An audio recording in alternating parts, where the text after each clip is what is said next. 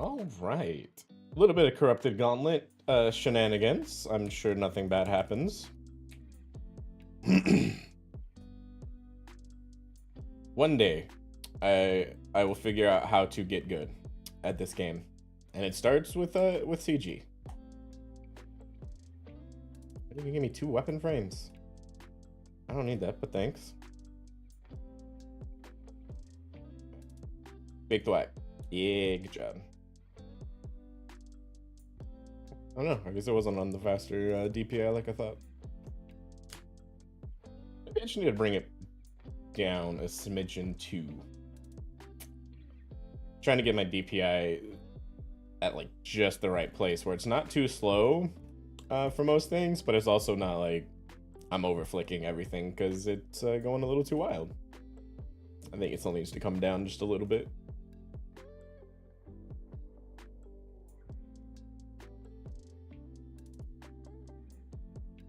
Oh, hey, emojis. ToA is a RuneScape thing. It's Tombs of a Masket. It's one of the raids. Facecam will be back probably next time.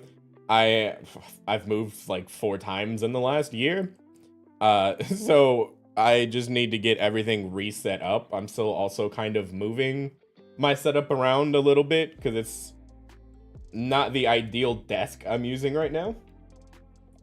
So Facecam will be back probably within the next few days once I kind of get everything a bit better situated and a bit more comfortable.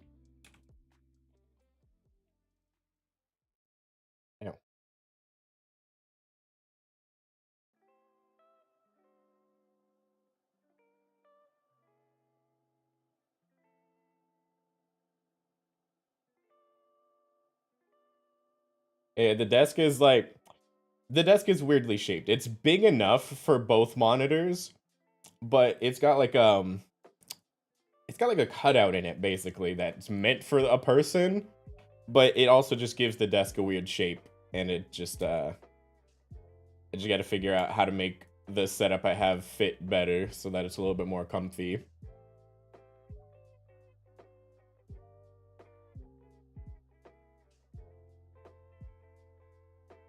Wrong thing. Yes. So now that knock on wood, everything is kind of settled down a bit. I don't see us moving again in the near future. I can definitely get more consistent streams, and I do plan on getting a set schedule. Right now, I'm not going to set it just because I'm gonna look for a part-time job here while I'm doing school and everything online. Is it really quiet? 1 second. All right, let me know. How's that? It shouldn't be quiet. That's weird.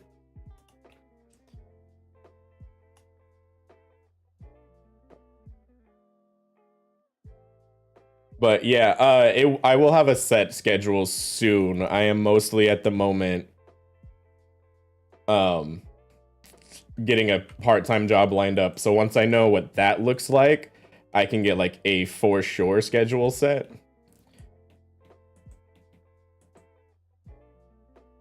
And I have spaced out slightly what I needed to do. Okay, interesting. I'm glad it's better now. Thanks for letting me know. Forgot to check that place, but it's all right. So I will have a set one soon-ish. I just want to make sure that I don't set it on like a Monday, Wednesday, Friday thing, and then go, oh, well, that's not going to work now because this job makes me work these hours. So for the moment, I definitely will have a bit more consistent streams. I just want to make sure I get the part-time job lined up before I say like for certain what days will be, because I just don't want it to change randomly when that starts. Oh, food. Perfect. I may not even need to fish more then.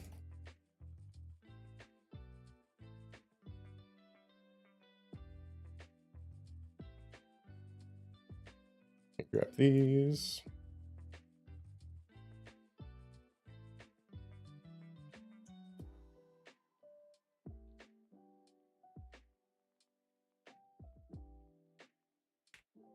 I was gonna do a Resident Evil stream after doing this for a bit, but I forgot I have it uninstalled because I got a new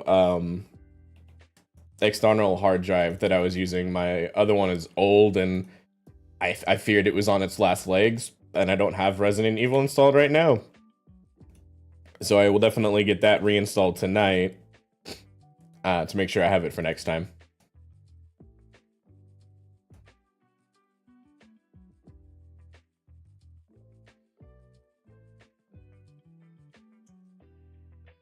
I even checked for Visage because I usually don't uninstall that, but I even uninstalled that. I have literally nothing installed right now. That's like a normal speedrun for me. Okay, the problem is I think I still want a little bit more food. Because this boss is going to hit hard. Let me just make sure I have some cooked food.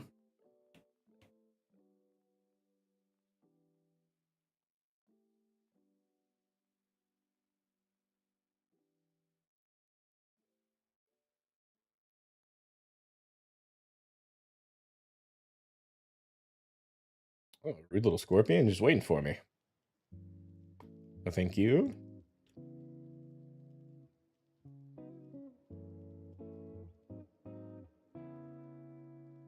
It's good enough.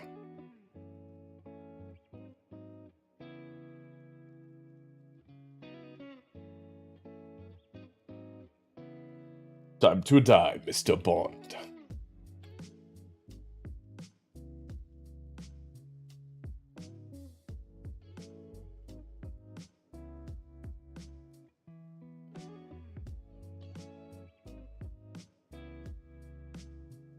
The idea here is to kill this boss while avoiding these like orange yellow tiles will end up doing damage to you if you stand on them, and they move around randomly, as you see.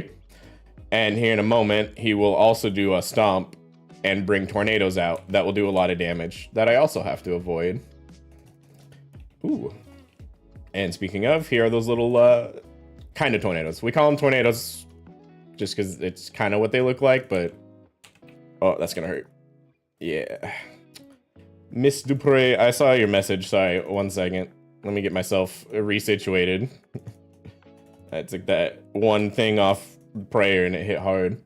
What are your goals in streaming? Are you trying to get a certain kind of streamer and get a large audience, or is this another way to spend your time? Ideally, if I manage to like get an audience that happened to watch me, thought I was about to take a lot of damage there. And this was something that became like a full-time thing I could do. That would be really cool. I would not complain about being able to do it as a full-time thing. I, as a whole, just kind of enjoyed content creation when I started playing with it.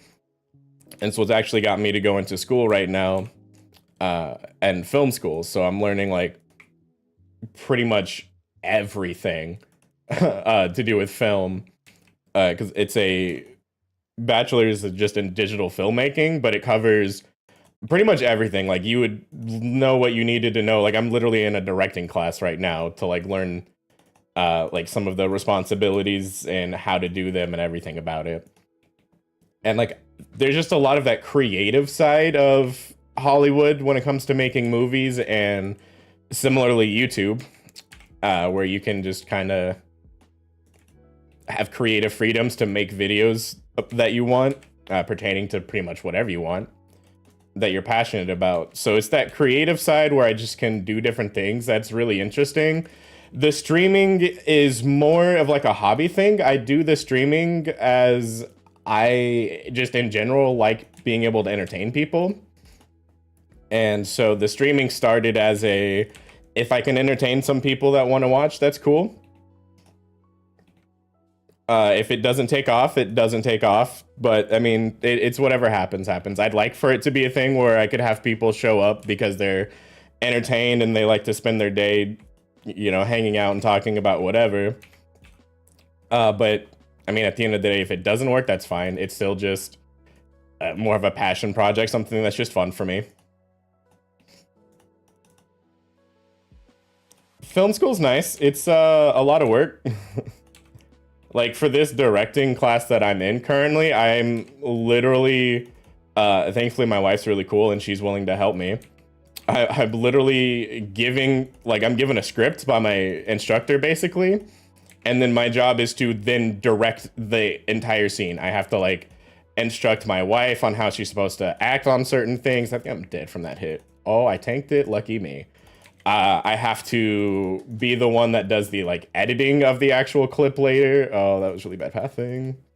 Like I just have to do everything as like a director would pretty much. So it can be a lot of work for some classes. Some classes aren't as like heavily weighted with the work. It's just not as much work to do for it, like a directing class is. But it's a lot of fun. It's worth the work.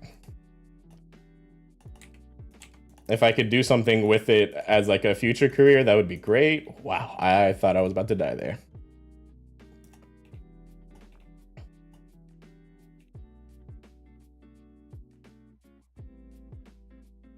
It's not scary. Film school, at least. It's just one of those things that, like, if it's what you like, if it's what you're passionate about, it's not scary. I don't think I have enough to kill the boss here. No, because I messed up. Oh, but I saved it.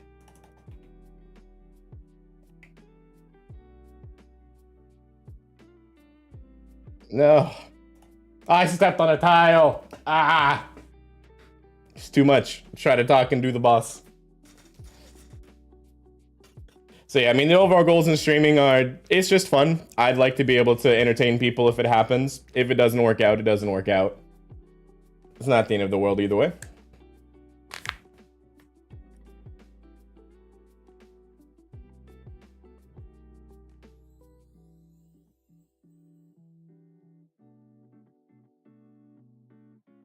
Also, about the not knowing anything about RuneScape, that's fine.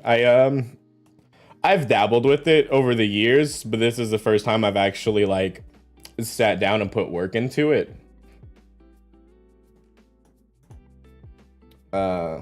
It's a fun game. It definitely takes a lot of patience. It's not something you're gonna get through like really fast, unfortunately. It definitely takes time to get like all of your stuff leveled up, and it definitely takes time to develop the skill to be good at the game. But I thought, what the hell? Why not? I had time to kind of commit to it, and it's been a lot of fun. That's my 12. Yeah, okay. Ironically, why I decided to do Corrupted Gauntlet as one of the first things to do in this game, I'm not sure, because a lot of people will tell you it's like one of the harder things to do, especially when you're learning. But yeah, it's been a process. It's been fun. Vorkath is a big dragon boss I can kill pretty easily. His only big thing to worry about is he throws like a fire bomb up in the air, and if you're not out of the way where it's gonna land, it'll pretty much kill you in one hit. Oh, speaking of dragon, don't do it to me. Excellent.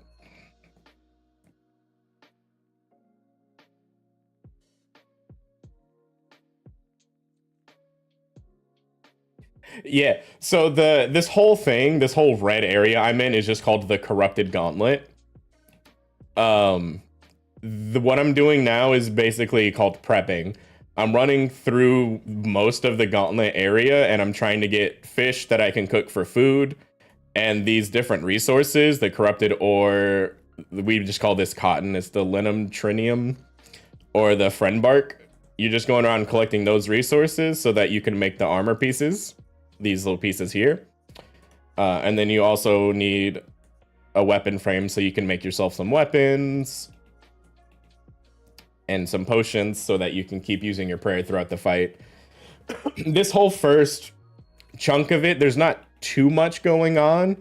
It is mostly just prepping. You're trying to get your gear and everything put together to go fight the big corrupted Hunlef back there, who's the nasty guy that killed me last time. Oops. That's what my problem was.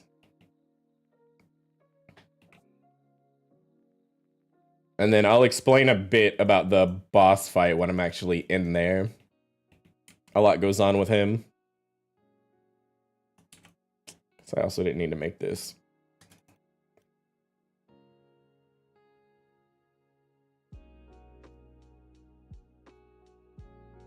Cool, he's stuck.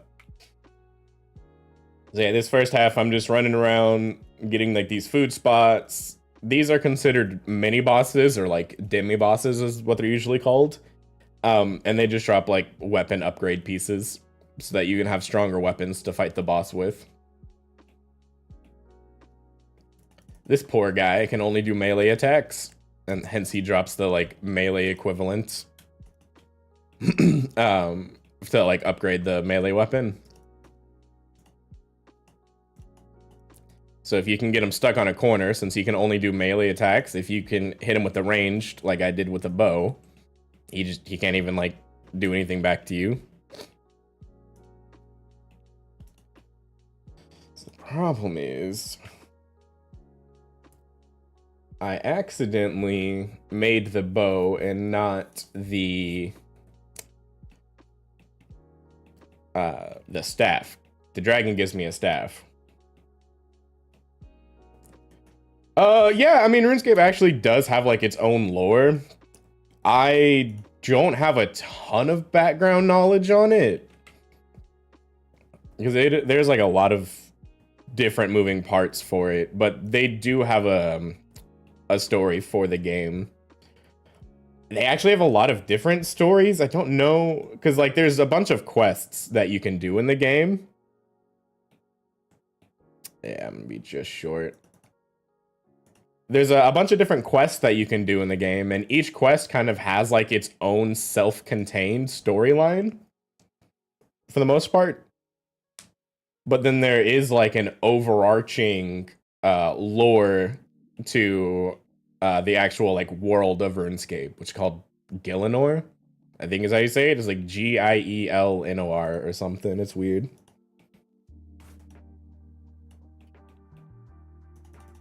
All right. Let me see. Do I have enough time to rescue this? I have an extra TP crystal. May as well make this easy on myself. Perfected. Perfected. Excellent. Thank you. Drop. Drop. And a bit of food.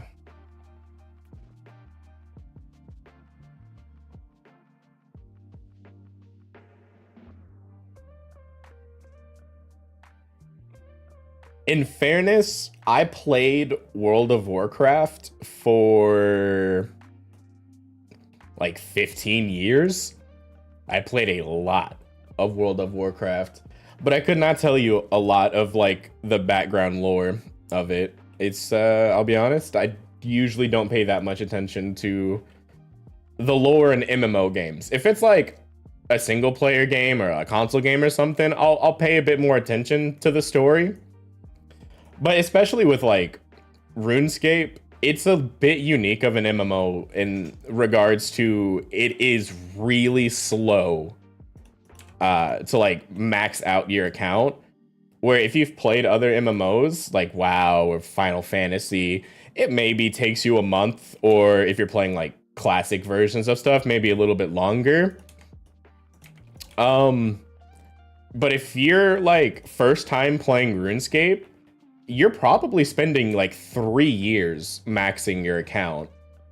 Like it's really slow. A lot of it's not the most intuitive always either. So it's one of those things, like just the game itself takes so long normally. I don't know. There's just no way I'd pay attention to the lore while I'm taking forever trying to even just get to like the end goal of where I want to be.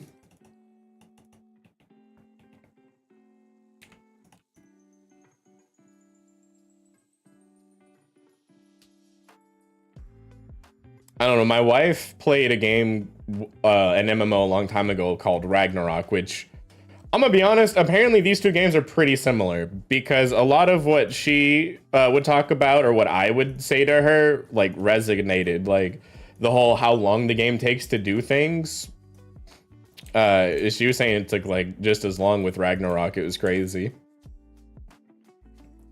Explain in Fortnite terms. I mean, imagine you wanted to get first place in Fortnite, but you also wanted to know if Fortnite had a story.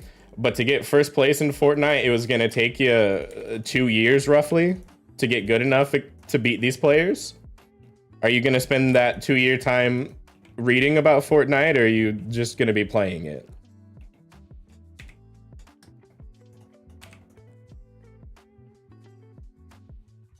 And this particular boss, he just, ow, apparently didn't swap my thing in time. Every so often, he'll change the attack style he's hitting you with. So like right now, he's using a ranged attack style. That stomp means he's changed. He's no longer hitting me with range. He's gonna go to his mage style. So I have to keep my overheads right so that he doesn't hit me insanely hard. He just swapped back to ranged. That was sneaky. I almost didn't notice. And then those red tornadoes follow you around. You can't let them get to where you're standing or they're gonna hit you really hard. Ow. And then yeah, these orange tiles, you can't stand in them for similar reasons. If you do, they're gonna hit you really hard. I don't have time to fix everything. Bad movement, I'm dead. Whoo, yep. Ah!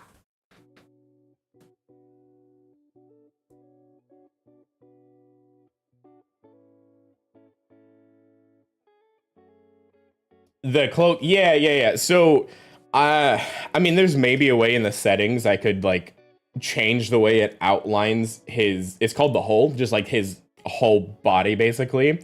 I could maybe change it so it's not so big. I mostly use it for that blue box under him. The melee weapon.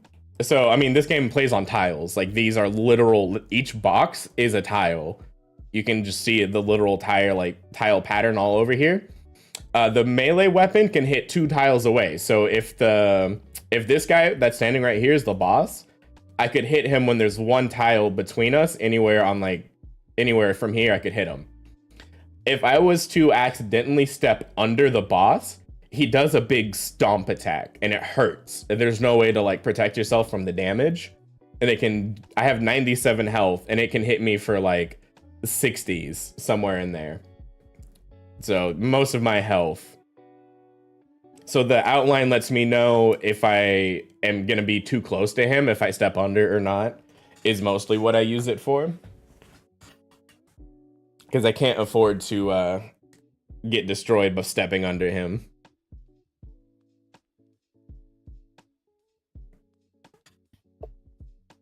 Sorry, the wife texted me.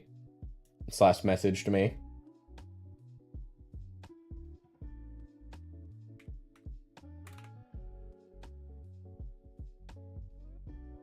Alright. We go again. Oh, actually, I don't want to go that way. For some reason, I thought it started me by the boss door. Yeah, so I mean, at the start of this, I'm just kind of doing a loop around these like rooms that connect to the starting room. And I'm just collecting resources so that I'm ready to kill the boss. Unfortunately, this start, there's not too much to talk about.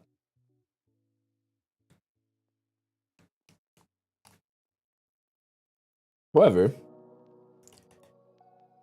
I may do the dragon a little bit after this because he's a bit easier to chat during and is a lot easier to kill.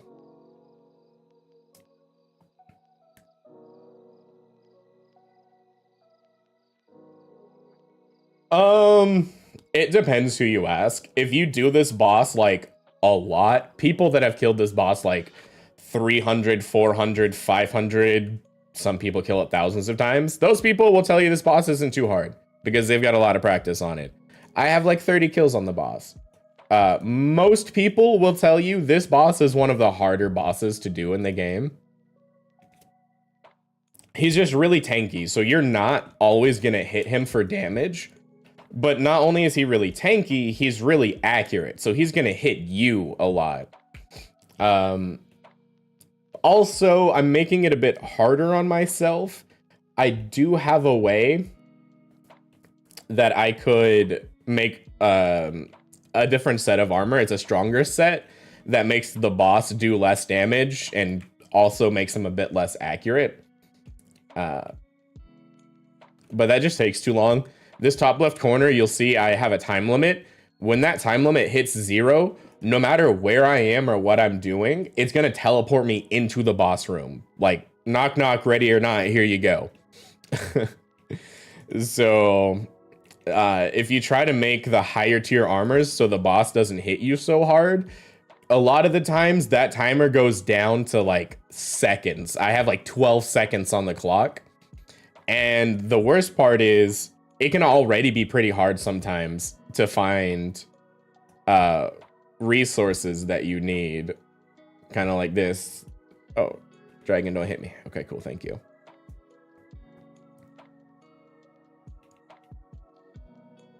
I have a dragon and a bear. All right, not my favorite, but it works.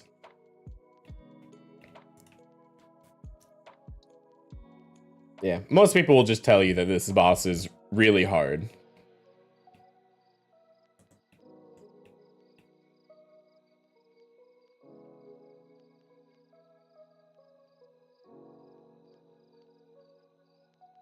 And they would not be wrong. This boss is really hard.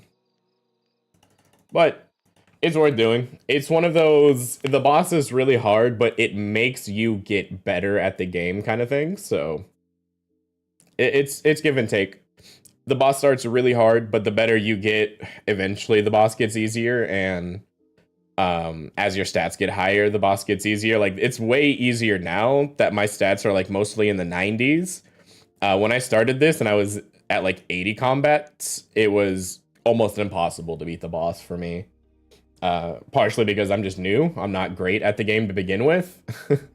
And partially because it's just hard boss. When your stats are low, you miss way more than I do now.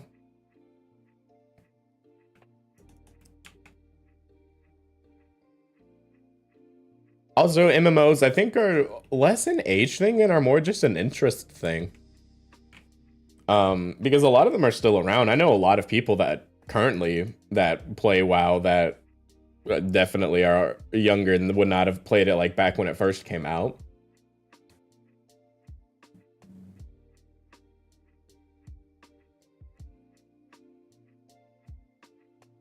So this boss is unique in the terms, usually in RuneScape, you have your own gear.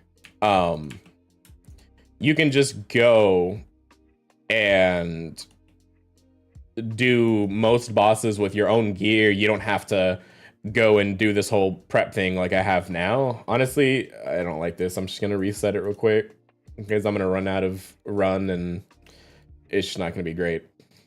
So in general, this boss is unique. Usually you'll have your own sets of armor and different things that you can do. You also usually have like access to the magic spell book, which can do a lot of different things depending on which one you're even using. So this boss is unique that you don't have access to any of the things you normally do. You have to make your own armor and then go in and fight the boss. The difficulty in RuneScape bosses, it varies. Some of them are literally 0 difficulty. I truthfully don't even think they should be defined as bosses. And honestly, I guess it's fair to say that most of these 0 difficulty bosses were the ones that have just been in the game for 20 years. This game's old. But typically the difficulty in the bosses come from a few things. It's one, does it require movement? Movement is its own skill in this game. It's weird and hard and it looks easy when you do it, but like when you're just starting out, I'm working on a video and you'll see the drastic difference in just how I'm moving in the game. Movement itself is an entire skill that you just have to develop, and there's no way to develop it until you're actually just in the bosses and doing it. So movement is one of the things that creates difficulty because a lot of bosses will have things that you need to avoid, or they'll kill you type deals. Other things are like your prayers. You have protect from magic, which will protect you from magical based damage. Protect from missiles protects you from ranged based damage.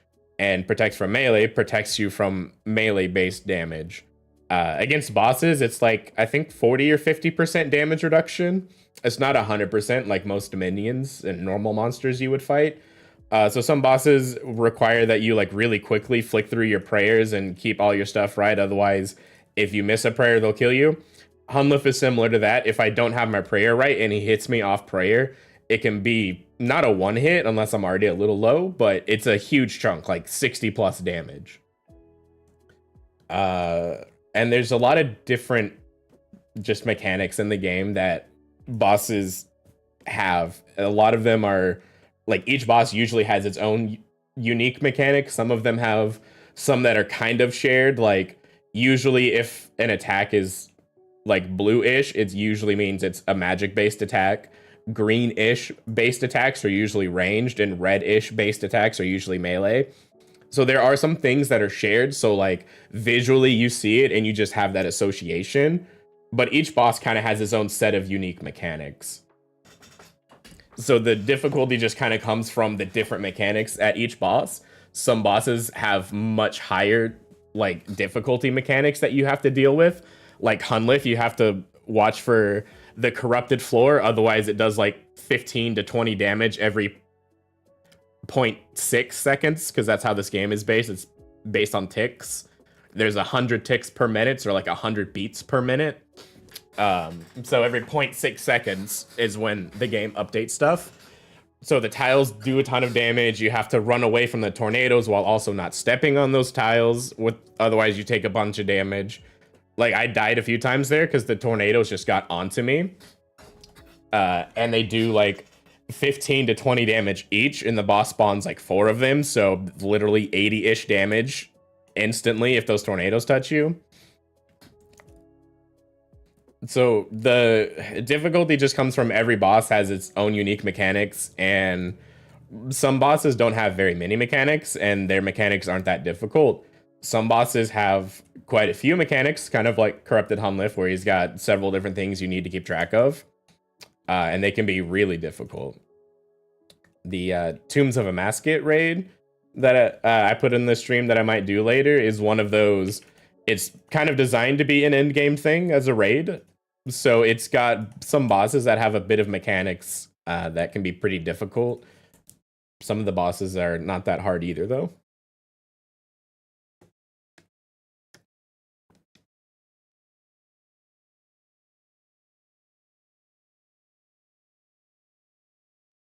Like, technically, Hunlef doesn't have much strategy. You just kind of prep gear, and then you go into the boss fight, and the strategy is good movement.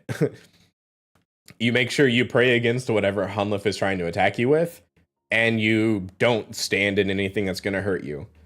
Its mechanics on paper are easy, but when it's 4 to like 5 things happening all at once, and you need to keep track of all of them all at once, it adds up pretty quick.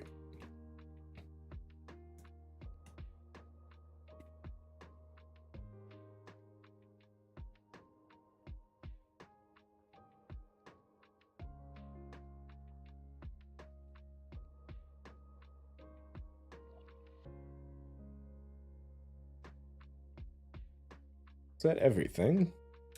No.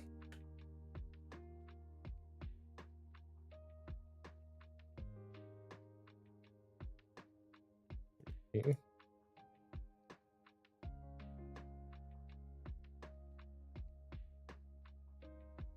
Like I could do a I didn't peep any of these doors. I could do like a Tombs of a Masket run to kind of show you, but like each boss in this game, for the most part, kind of has its own unique mechanics. So it's kind of hard to describe the complexities, other than it's a lot of things happening very quick that you have to keep track of. And generally speaking, if you mess something up, it's probably going to kill you. And if the mess up itself doesn't kill you instantly, meaning like the boss doesn't have a one-shot mechanic that's going to kill you, it's probably going to kill you because it just set you so far behind, and there's nothing you can really do about it.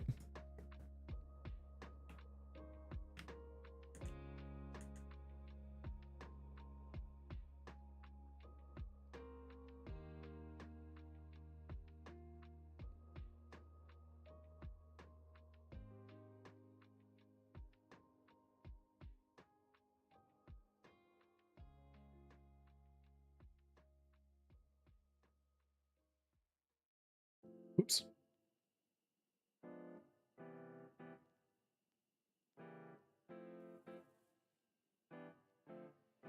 See, melee boss's weakness. Get them stuck on a corner. Can't do nothing.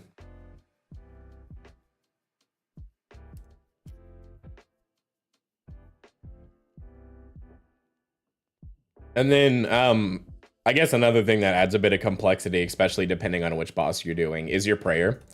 Not only do you usually have to make sure you have like the right overhead on so that you don't take a ton of damage for no reason, you have prayer points, like they deplete over time. So it's one of those things, I guess it's another like resource that you need to keep track of.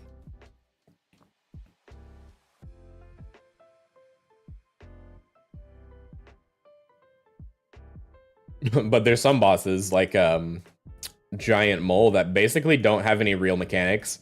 You just kind of go, he's called Giant Mole and he's literally just a giant mole. You go like underground to fight him, and periodically while you're fighting him, his mechanic is that he digs away from you, and then you have to run through the tunnels and try to find him again. That's his mechanic. Like, some bosses just aren't difficult, but some bosses have a lot of really difficult mechanics, so it just kind of depends.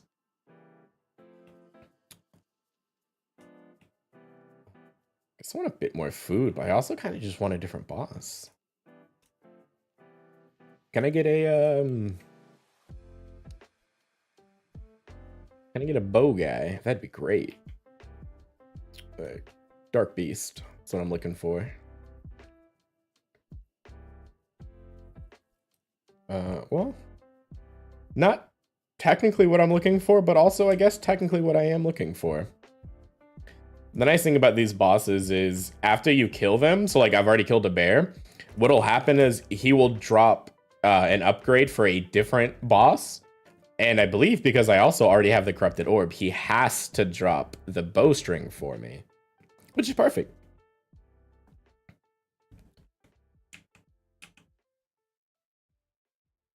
Yeah, he has to drop it. Excellent. I don't want that. I'll leave that. Perfect. And then I found more.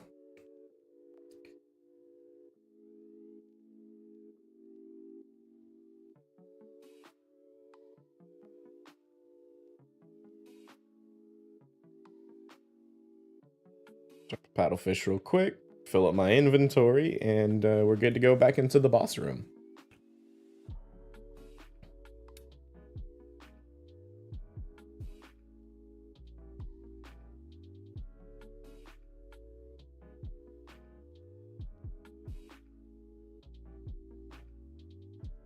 What is he on? Oh, melee. Perfect.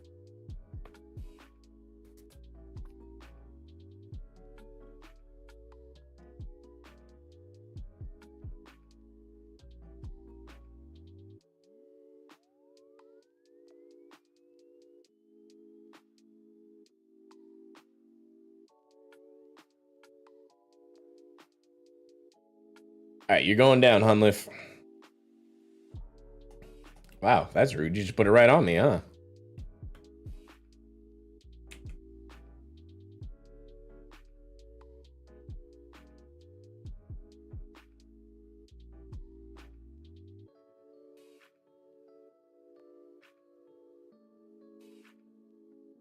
I haven't seen the video, although I probably have a general idea of what it feels like because I have played a bit of Minecraft, but not a ton. Like, when I say I played a bit of Minecraft, I also didn't do anything like crazy in it. It was like I played with a friend of mine, and we mostly just made like our little base house area and did a bunch of like dungeon and mine exploring.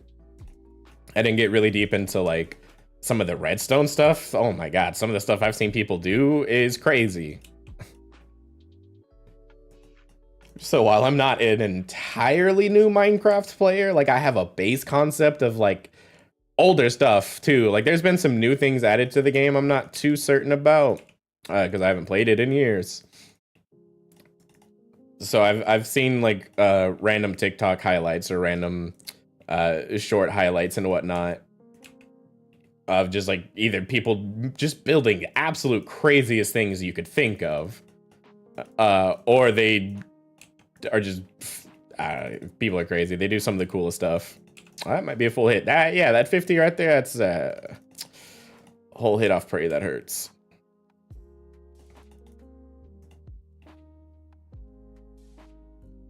Oh.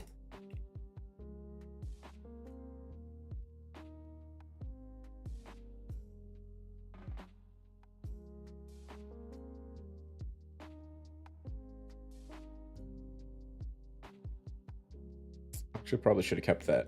That was my last combo. Oh my god. See, and then he just does this sometimes, where even if my prayers are right, he just keeps hitting his max hit. That's what makes him so difficult to deal with. I'm not hitting great on him, and he's hitting me constantly. The mistake I made just makes it that much worse.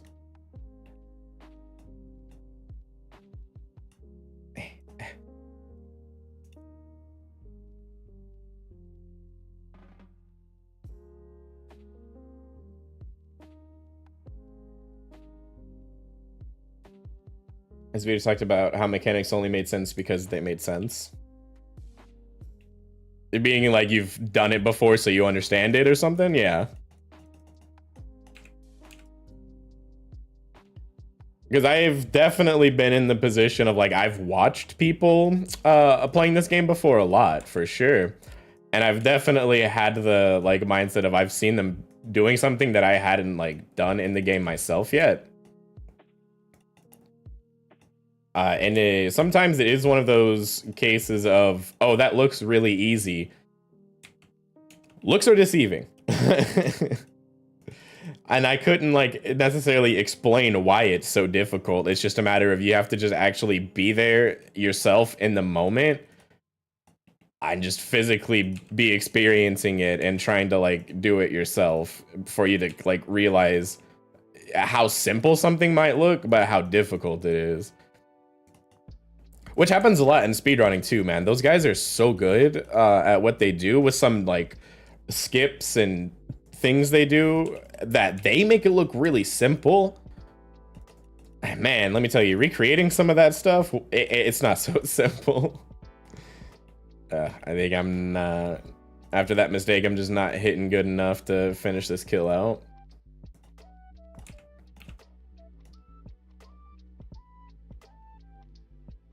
Shoot. Got one the wrong one there. That's not gonna help. All right, well, hold on. Pop off bow. Pop off bow. You can save it. All right. I didn't think we were gonna get it, but we got it. Bow popped off. Let's go. Scuffed his stuff. Reward me. Never rewarded.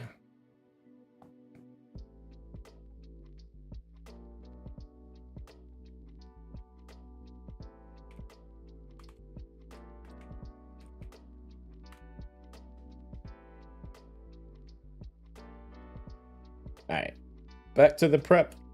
I may just do like one more successful completion and then attempt throwing a ToA, because that is something that I definitely want to get practice in as well.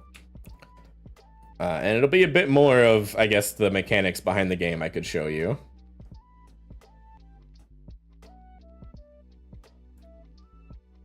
Because like I said, this one's a bit weird where you can't bring your own gear into it. You kind of have to make your own. Versus Tombs of a Mascot, I can bring my gear in. And that one, I just need to get better at the game so that I can just be better at it.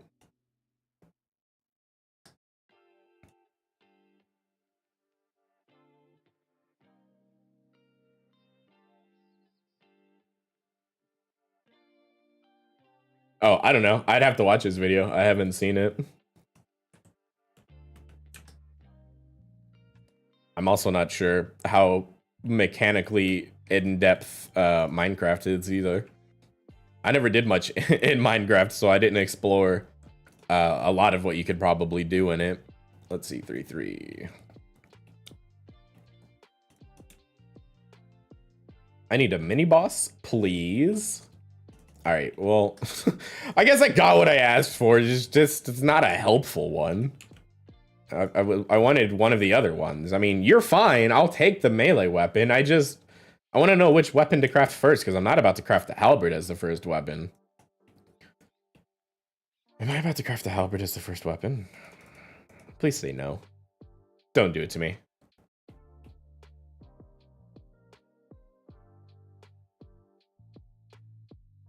You weren't in this group of people because you've been playing the game since you were really young? Was that older cousins that played the game? Yeah. I think it's usually how it works, too. Especially when you're younger. A lot of what you get into and like grow up playing is probably based on older family members that expose you to whatever.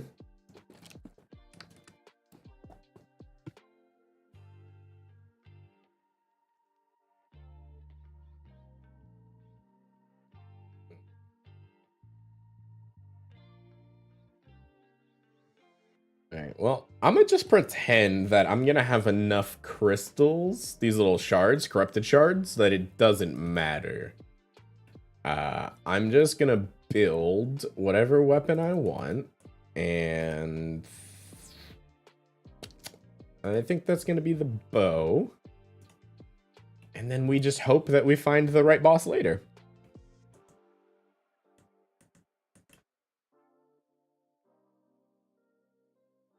I would like to have found it before, but, you know, sometimes you can only do what you can do.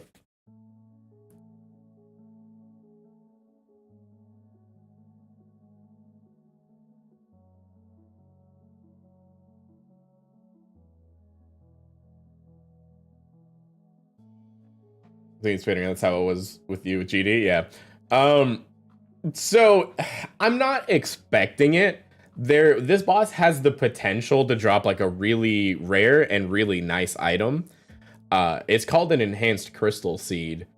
Sells for a lot of money. And it also just makes some really useful weapons that you can use.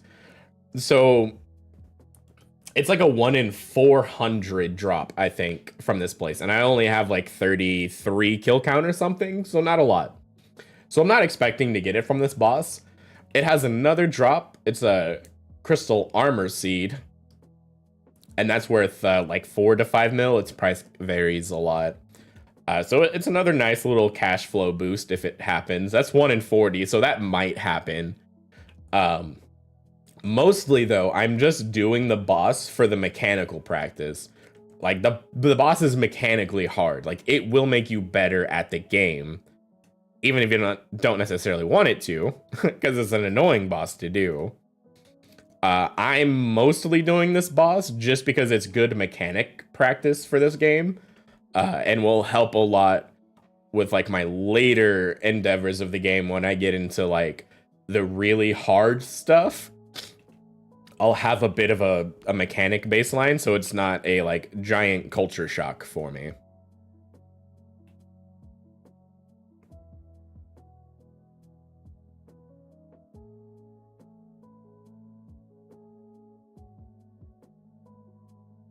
We call it getting spooned in this game. Like if you get a really nice drop at a really low kill count, like I actually pulled the enhanced seed, but I pulled it from the easier version.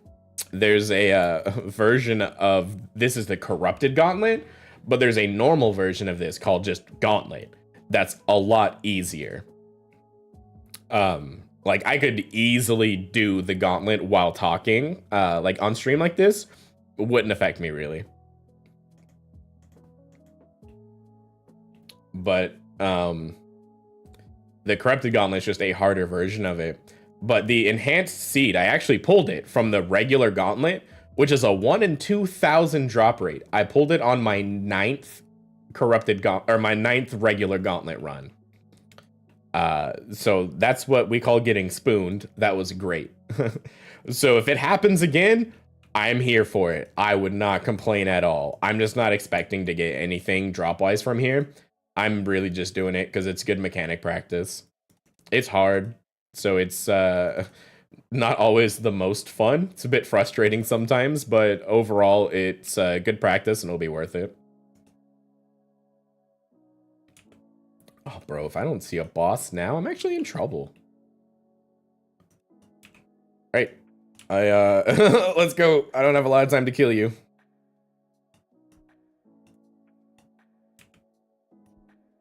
I have 40 seconds before I get pulled into the room.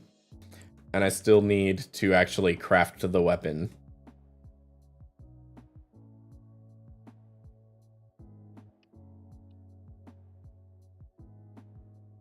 And I guess in general, the normal drops that happen throughout here are good.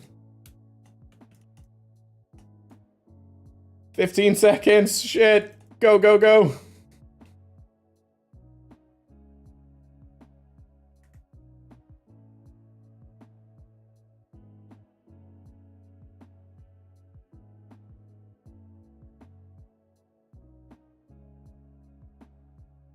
I was walking in when it ported me in. All right.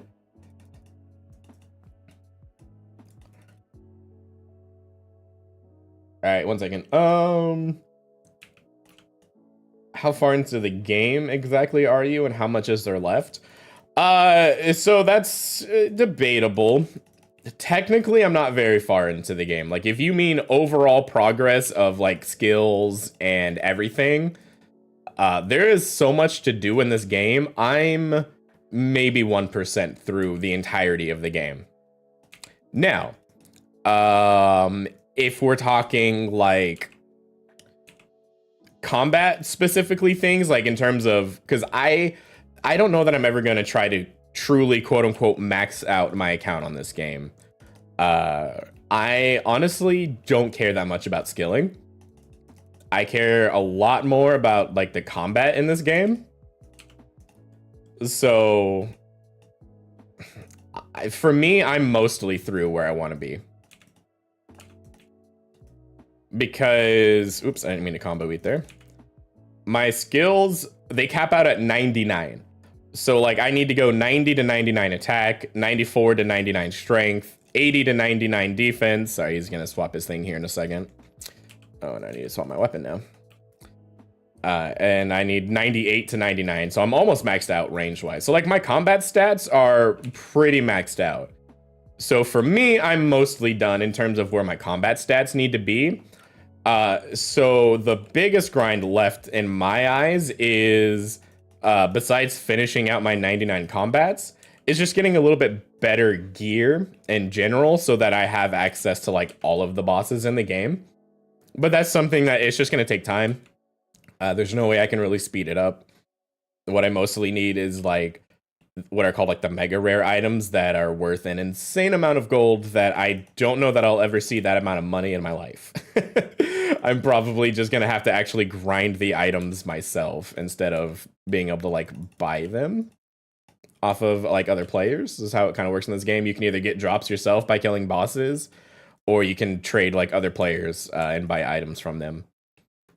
But some items are so insane. Like the enhanced crystal seed that this boss has like the 1 in 400 chance of dropping is, its price changes, but it's roughly 90 to 100 mil. The twisted bow, which is considered like best in slot ranged weapon in most places in the game, is like 1.6 billion GP.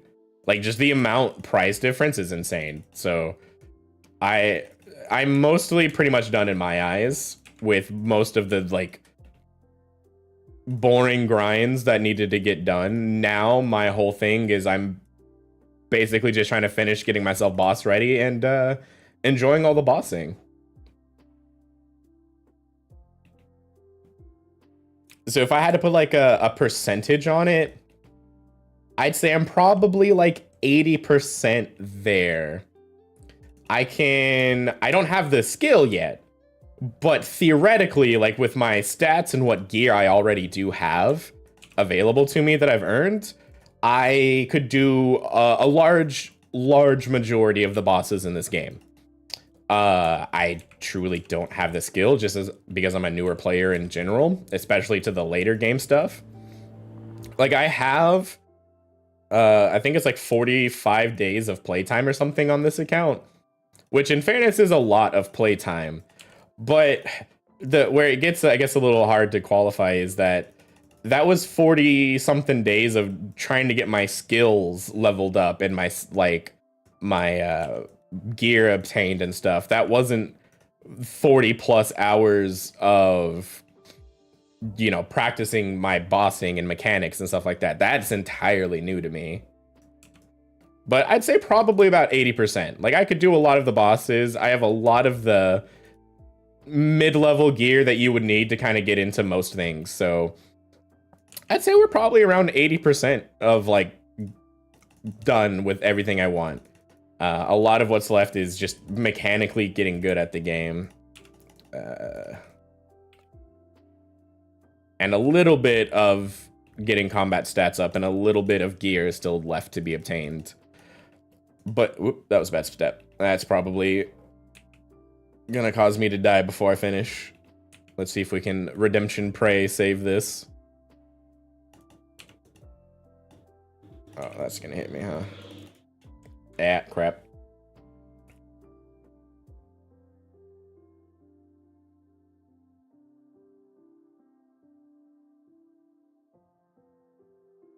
Theoretically, if I like max out my account and I obtain the best in slot armor, from like all of the different places, like best in slot for the melee gear, best in slot for range, and best in slot for mage, technically all that's left after that is just killing the bosses that I enjoy killing.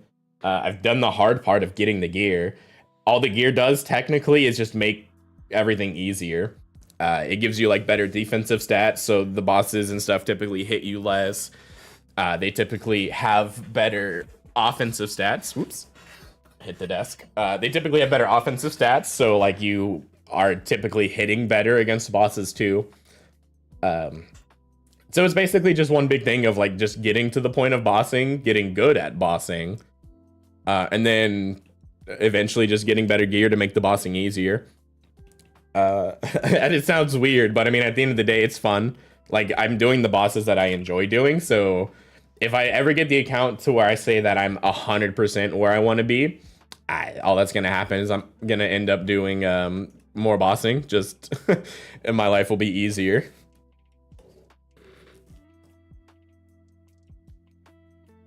I'm going to Thanos sit while watching the sunrise.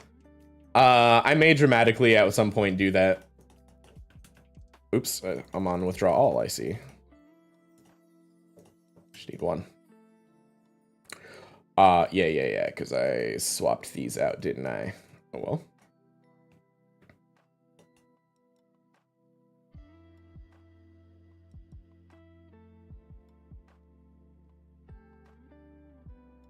Actually, hold on. What I want instead, I think it's ToA testing. Yeah. I'm gonna just hop into like the actual Tombs of a Masket.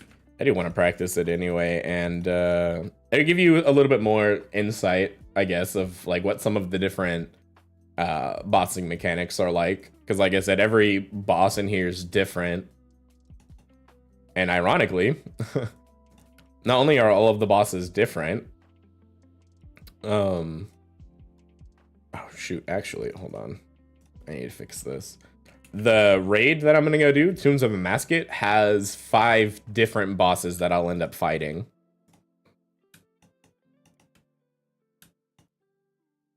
So each boss is different, each boss has different mechanics, each boss is differently hard. There we go. Actually, for my protection, so I don't actually drink something. Do that. Bring all my gear over here. That goes down there.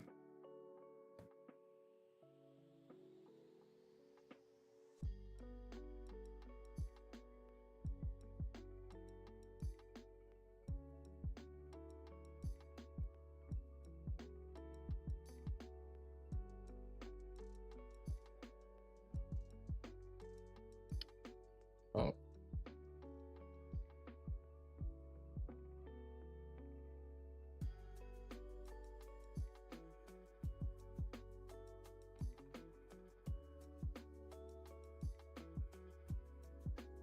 Yeah, I need to swap that back.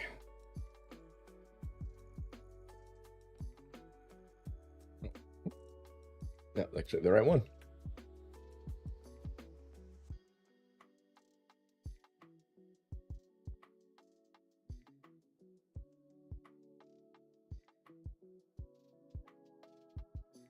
Don't mind me, I'm just running through the desert real quick. Get out of here, Flipper.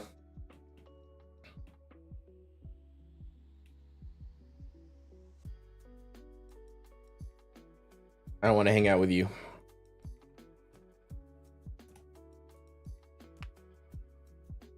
Behold the giant pyramid of tombs of Amasket.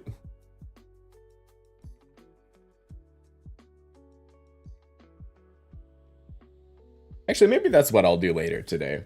Maybe what I need to do is just finish recording a few little like insert shots and work a bit more getting the video finished. Let's see. 5, all of that looks good.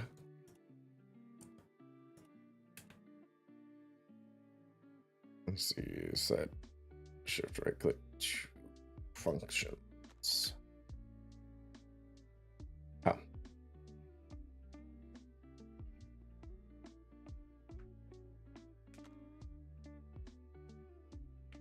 I think it's more of a like an Egypt reference. It's all desert areas, very Egyptian themed. All right, let's see. I have Zagir. How's this doing? 1,500 charges. We're still pretty good. These are chilling out. Still over 1,200. This is like 15 something. Yeah.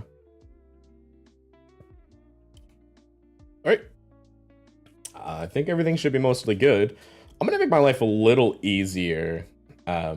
So this raid's cool, and it has what are called invocations, which is basically a way to customize the raid. Each one adds different things to make the raid more difficult.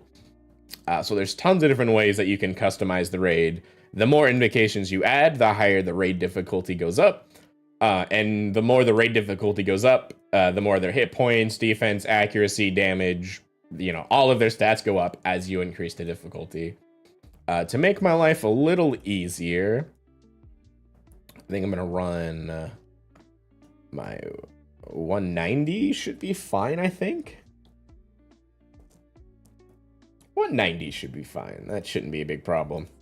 All right, sorry, give me 2 seconds. I will be right back. I'm gonna go grab a drink.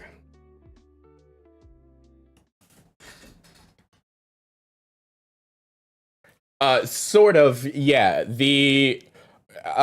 Yeah, I don't know if the regular loot goes up by much, but the uniques, the purples, all the stuff that's worth like a lot of money, all of those go up a lot. Like the easier version I'm doing right now, where I have it at like 190 invocation, I have like a 2% chance for a purple, so basically a 1 in 50. But if you like crank the difficulty up, you can turn the purple chance up even more. You start getting it like 1 in every 5 raids. So yeah, the rewards in a sense do get better as well. You're much more likely to get the rewards as you turn the difficulty up. So yeah, I'll be back 1 second.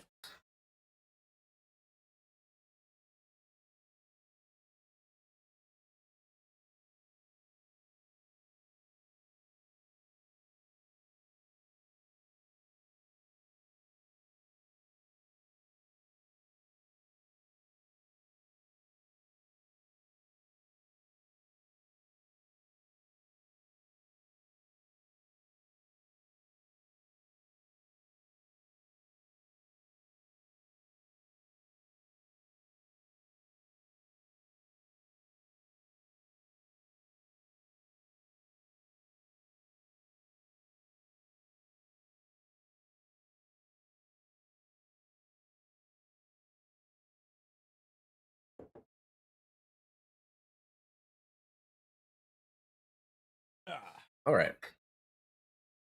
Myself a bit of water.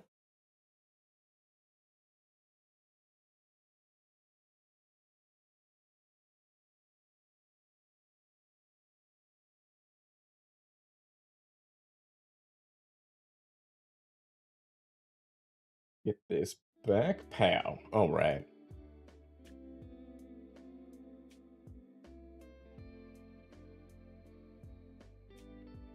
Admittedly, I'm still not like fantastic at Tombs of a Masket. I've only done like 20 completions of it, so plenty of learning left that I could do. Well, let's see if we can get this 190 knocked out real quick.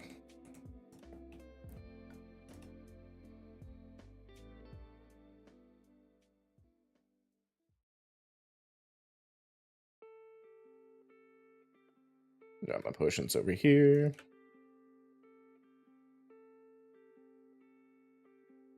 So this is the monkey room. This is Baba Path of Apmekin, I think is what it's called.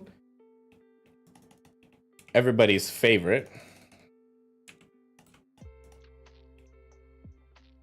Also, I guess I didn't mention this because I was in Corrupted Gauntlet.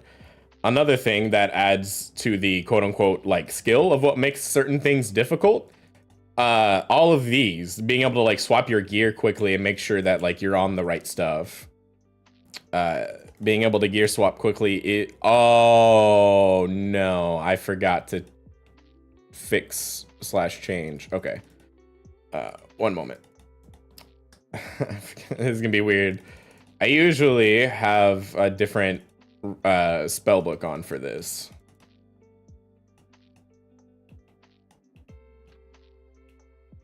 All right, this is just gonna make my life a little harder. Not a big deal.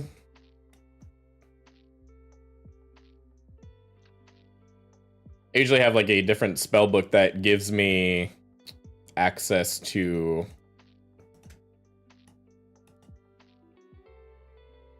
like an AoE based magic spell book, and it also gives me some healing.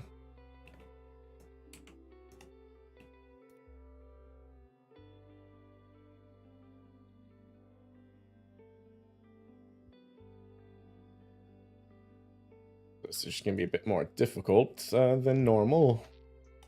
Whoops. Oh well.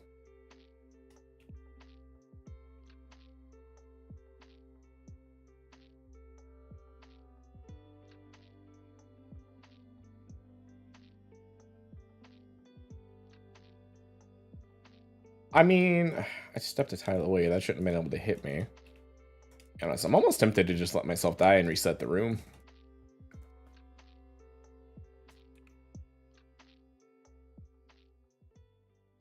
It sucks when that happens.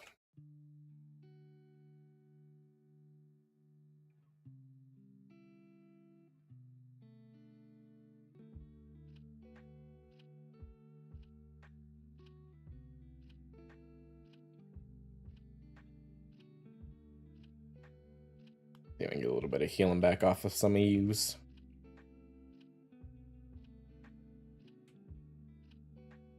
Oops.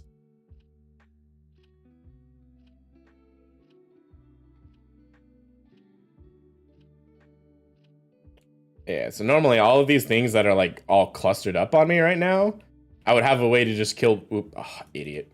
I'd have a way to kill most of them, usually within like one hit.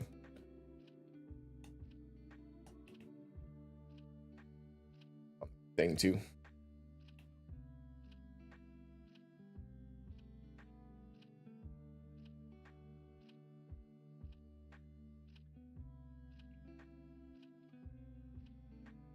Right, what I need is excellent.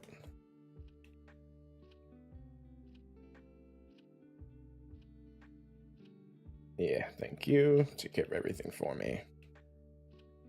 Yep. I didn't see it. Whoopsies.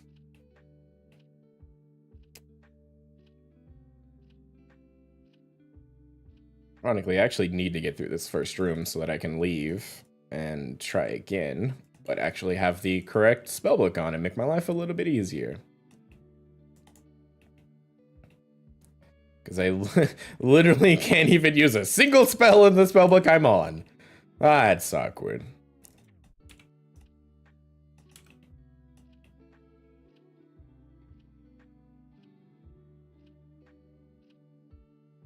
Oops. Ciao.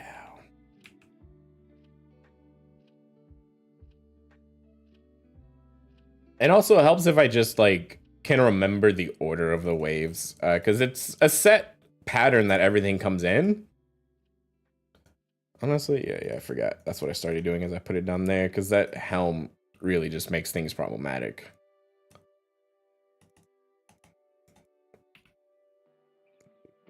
I think.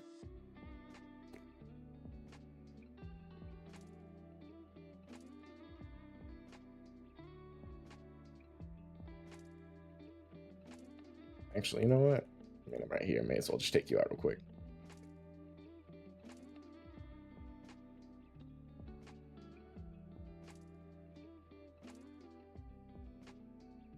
All right, easy peasy. Just use the brain this time, and we won't have problems.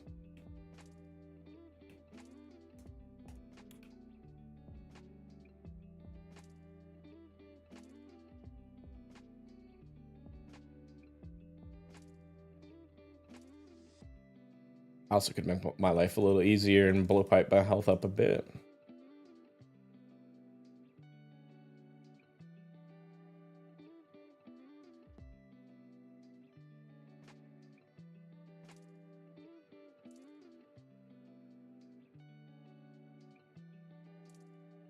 I get rid of some of these thralls. They're so annoying.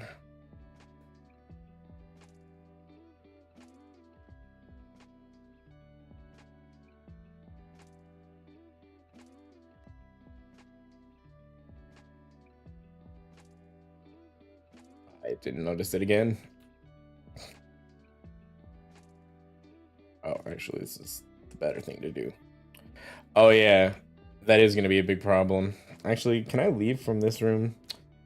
I just need to reset fully, because I brought in a one dose. But just somebody hit me.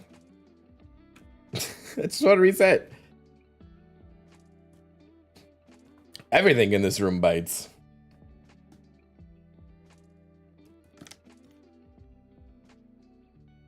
They're monkeys. I guess baboons, to be a bit more precise. I think most of them are. So the I apologize. I guess I could explain this bit a bit better. The cursed baboons, they walk around and it's a venom trail that they leave on the ground. So if you, I think this is gonna make me pay for my stuff though, isn't it? I think I've done it this way before and decided I didn't want to do it that way. Oh, it doesn't. Okay, cool.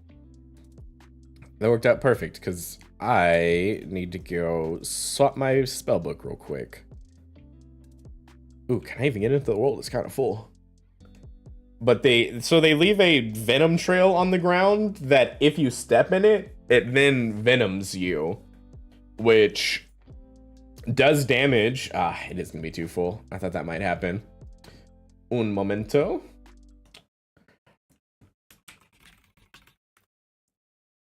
If they manage to like, or not if they, I guess, if you manage to accidentally step in it, it venoms you, so it does initial damage for stepping in it, and then makes you venomed. So it's, I think, every 15 second you take venom damage, but the venom damage ramps up. So it starts at like 4, but then you'll take like a, I think it's 6 after that, and then a 10, 12, 14, 18, 20, I think. It caps out at like a 20, and then it'll just keep hitting you for 20 damage. So you need a way to get rid of the venom.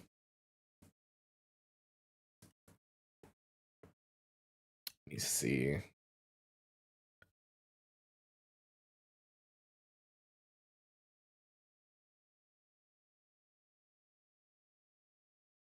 I want to, and then I'm back in. Let's see, I want to go to Ardoin real quick. I need like 40 GP, and I'll just bring a lunar staff with me because I can take somebody's home.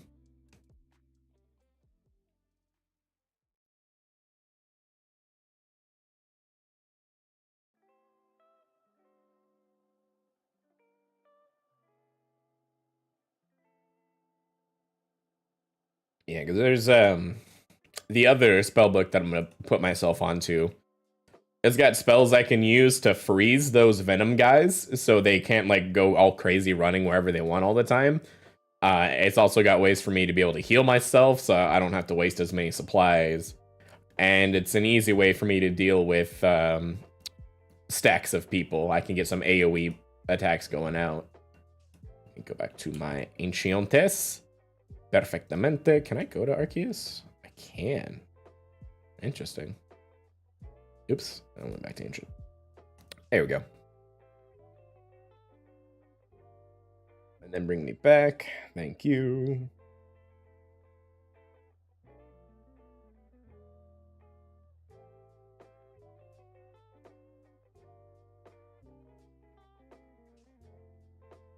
I just need to practice Baba's puzzle room more. It's not the worst thing in the world, but it definitely is its own thing, and you just have to get it like down.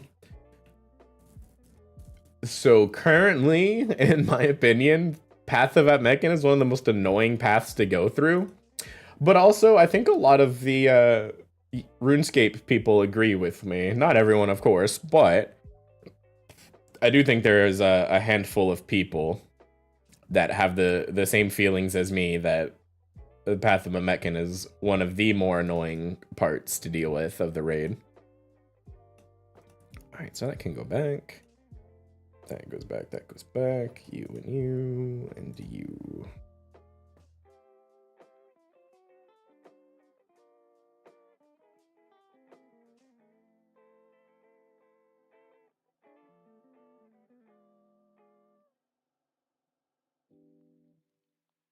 Actually, I want to change worlds real quick because I want to find a world that's going to be a bit easier for me ping-wise.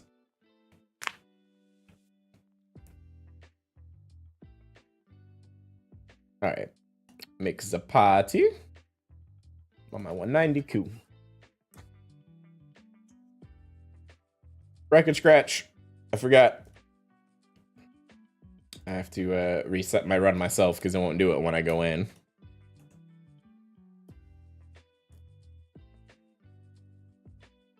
That should be enough.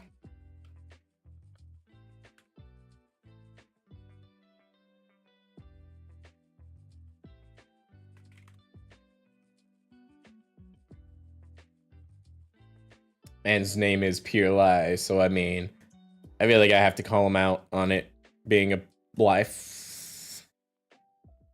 Whoopsies. I might have accidentally doubled up on a potion. I needed a ranged and a super combat, not two super combats. Okay. Hawkeye. Here's what we do. I pop in here. Droppy drop.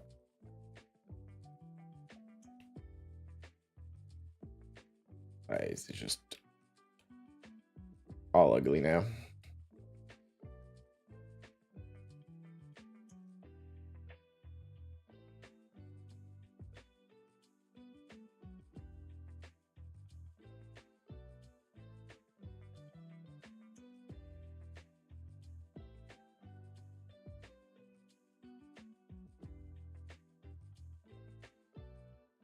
And see, now what I can do is bring these guys together, take a step back, do that, hit them all. Actually, what I want is you. Do with that.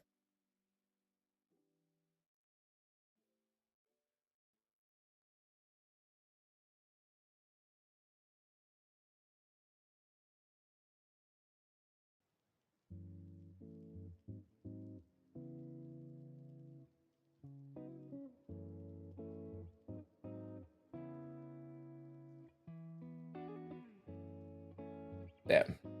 It's them.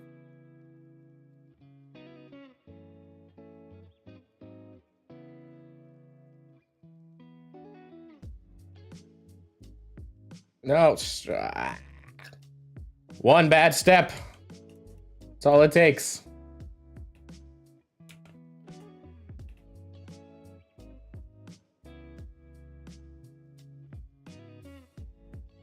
Oh, all right, cool. I love when they just die in the first hit. Oops. Y'all clumped up a bit better for myself, thanks.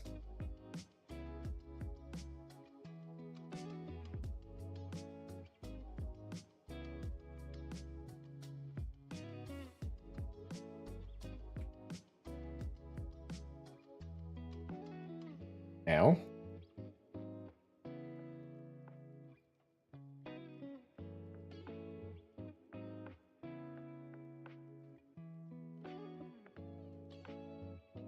Hey. Yeah, heal back, thanks.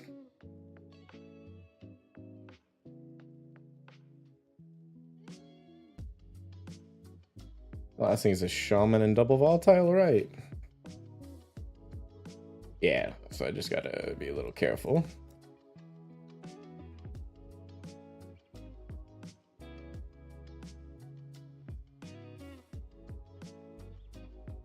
Easy peasy.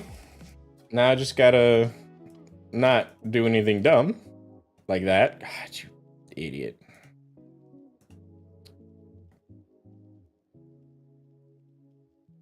That's all right. That's what the anti-venom is for. And we'll just blood magic my health back up a bit. Wow.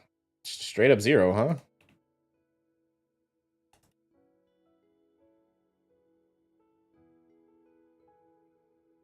All right. Arguably, the puzzle room that I just did is harder than the actual boss I'm gonna go fight now.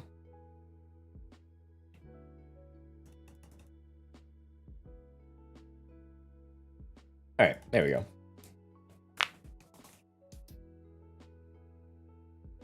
Bad room. Need to warm up on it a bit. But this boss should be all right. So this is Baba, big baboon. Perfect, thanks. I can only lower her defense by 20, so that BGS just needed to do 20 damage. Any more is fine, but at least 20. So that's her like ground stomp attack, the like dark crosses that you saw pop up on the ground. Now she's doing like her other special attack. She'll bring down these rocks. And number one, you have to avoid them as they fall, otherwise it'll hurt you. Yeah, that star pattern is like just one of her special attacks you need to avoid.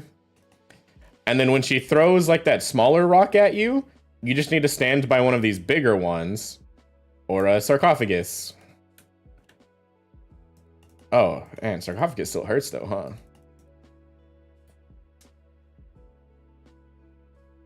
I didn't realize it was gonna do like full damage like that with the sarcophagus. Haven't had to use that yet. Those baboons, you don't necessarily have to kill them. Oh, I messed that up. I forgot I was trying to do a boulder skip. They can just sometimes cause problems when they open up too many of these sarcophaguses, because they start shooting out damage like you see that one doing. There we go.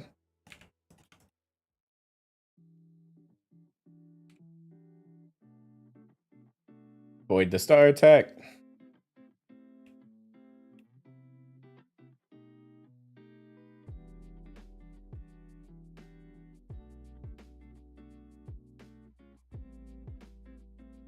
Yeah, see, this is only gonna do like 5 damage. If you stand by the rocks, it does next to nothing. I didn't realize that the sarcophagus was only gonna absorb like half damage. That hurt. Oh well, you live and you learn. And that's the majority of this fight. Every like 33% or so, the Baba will throw you down here, and then you attack the rock that looks like it's damaged. That will mean that your weapon that you hit it with will always max hit. So usually that one's pretty easy to just kill and get out of the way. And she'll only do it twice. Now that she's done it twice, we'll basically just have a little face off until one of us dies. Newsflash, Baba, it's you every time. It's not true, it's sometimes me, but today it's Baba. Let's see, I'll drag her this way because there's that attack. I need to stand by the rock. And then for similar reasons, I have Baba tagged because I want to see that big blue outline around her. What's really nice about doing ToA, your stuff resets. So now I'm back to full health, back to full prey, back to full run. Every time you like successfully complete one of the boss rooms. All right, and now that Baba is out of the way, we move to Kefri. Kefri's room, way easier. It's literally just puzzles. This one's a light thing. We have to have all of the tiles lit up. Thankfully, the plugin has a handy dandy step here, do this solver. Because I'll be honest, I don't really care too much about the puzzles. I just want to get better at fighting the bosses. From winning that particular fight, nothing yet. Every 2 bosses that you kill, well, yeah, if that was a 3, not a 2, idiot.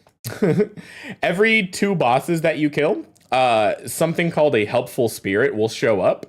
And what that will do is you have like choices, and it will give you, I went to the wrong one, supplies for the raid. So that way you don't have to worry about like running out. And at the very end, once you've defeated all 4 of the like what I'll call the smaller bosses, you fight the warden, who's like the big bad boss. And then after you beat warden, that's when you find out if you got lucky and you got a purple, or if it's just going to be a loot chest with like normal rewards, which are, I mean, still usually worth a bit of money. So I'll need to kill this boss as well.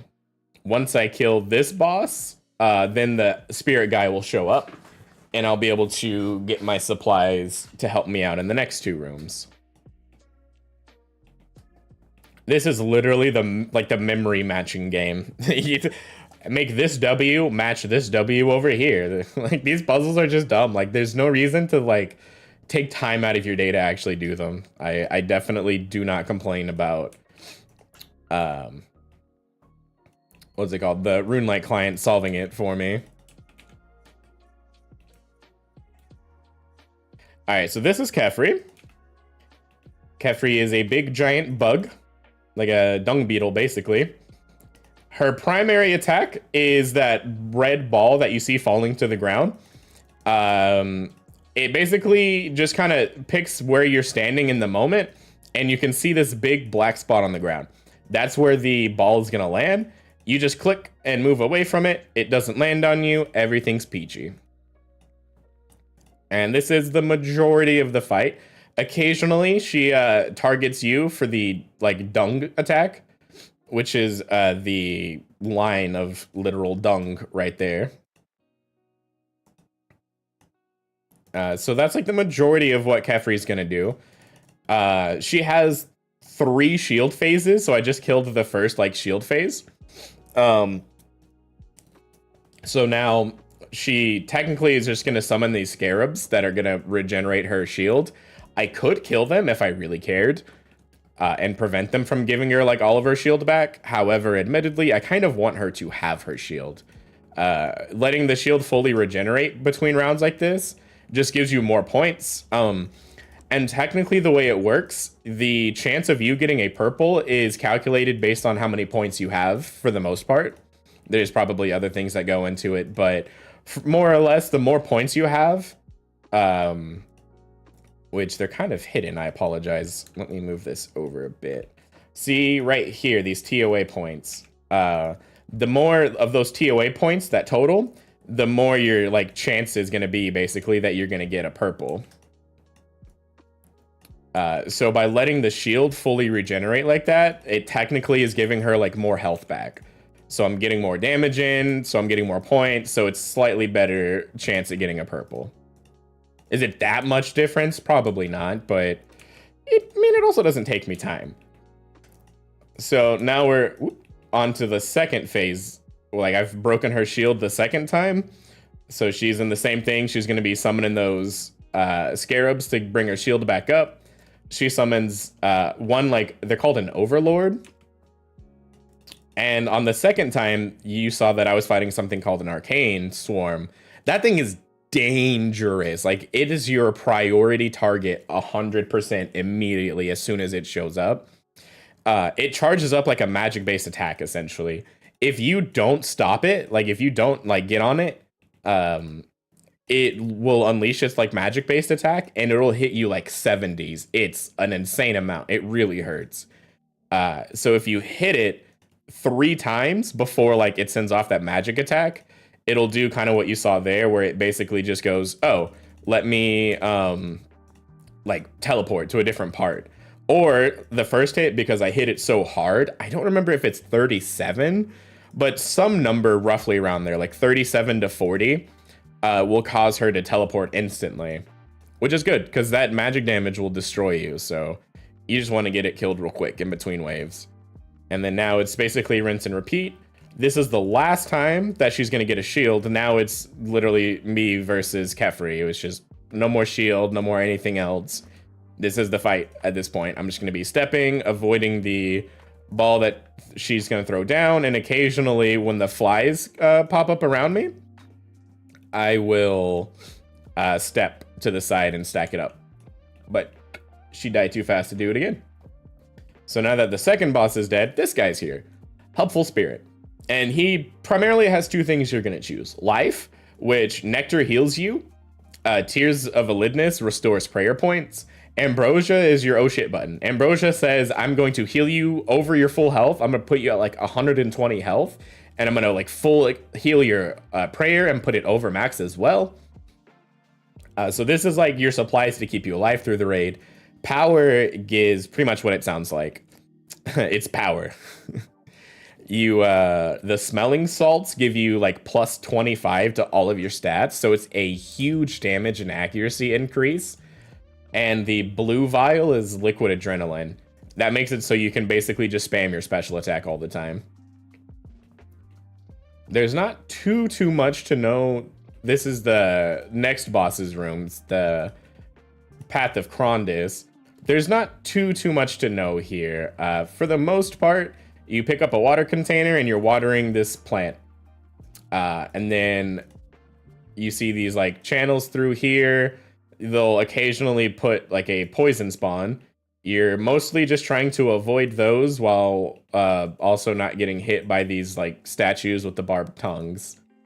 If you do this perfectly, you won't get hit by anything, and you can actually, in 2 rotations, you'll be able to get the tree like fully healed and go into fighting the boss. I was not perfect, so I have to do it a 3rd time, which is fine. Easy peasy. We're gonna run through here, water this stupid plant, and now we can go fight Krondis, the crocodile boss. Actually, his name's Zebek.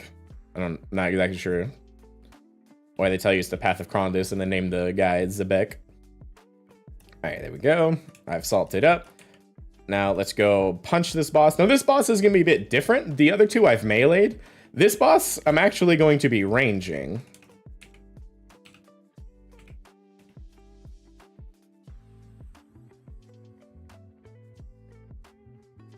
So he has a couple of mechanics. Firstly, the like, I don't know, cupcake, whatever you want to call that. The thing he's throwing with the like that white top is like a magic based attack. For that, I literally just need to keep Protect Mage over my head and I won't take any damage.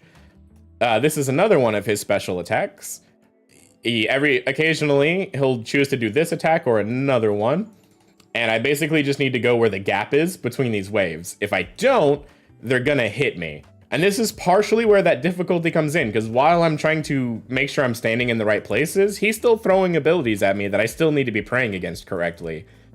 So that's what I was saying before, where like the difficulty just kind of comes in twofold, because it's when things stack on top of each other. Oh, this is bad, actually. I'm just dead. I messed up. I just could have healed it, but I just wanted a clean run.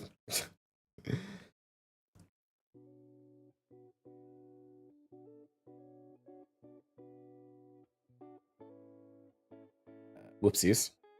It's okay. We got him this time.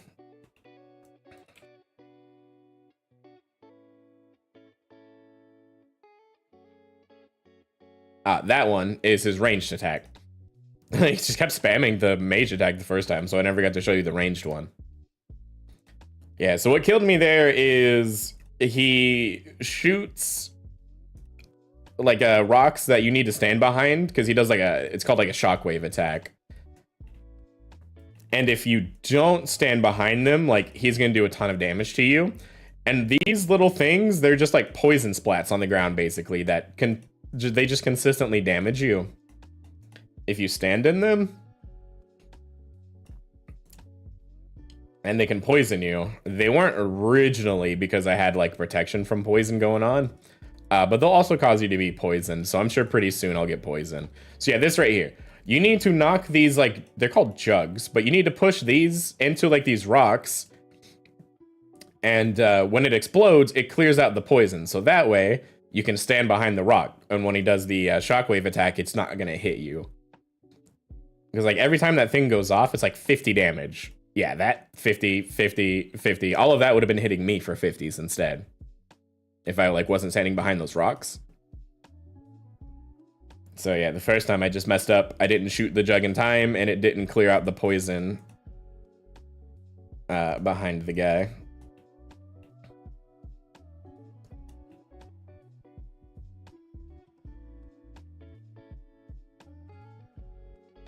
And then now that he's pretty low on health, he's going to go into like his enrage phase. He's going to start just throwing out his normal attacks much faster. These green tiles, if you're curious what they are, by the way, is just for me. The weapon I'm using is the Boa Feridian. Those green tiles are just indicators for me to know that's the max range. I could hit Zebek if I'm standing here, but this is too far away. If I try to attack from here, I'm going to get dragged in. And that's mostly just for my safety, so that when the waves are coming, I know if I'm okay. Like, if I attack, I'm not going to get dragged a tile forward and, like, get walked into a wave or something that would be pretty damaging. All right, this is probably one of the easier puzzles. You basically are just trying to get a light that comes out of this caster statue to bounce off of mirrors. Sometimes you place them, sometimes they're already placed. It just depends. It's a varied layout every time. So you're just trying to bounce this light off of mirrors into this like shielded statue.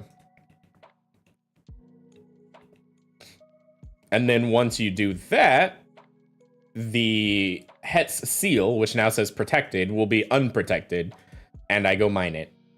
I'm gonna have to do this 2 times, and then I will be able to actually like move on to fight the boss. And the other main thing is these orbs of darkness. Don't get hit by them. They damage you. And if you get hit directly also by...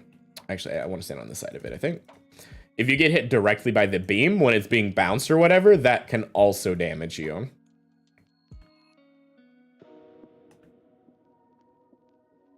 Run. And there we go.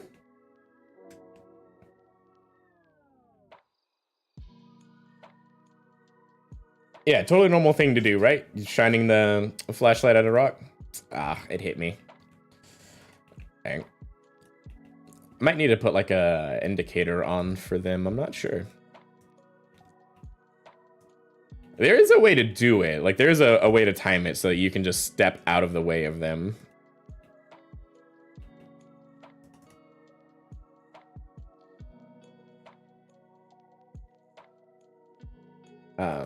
And it's a pretty specific timing. I don't remember how to do it. I need to look it up.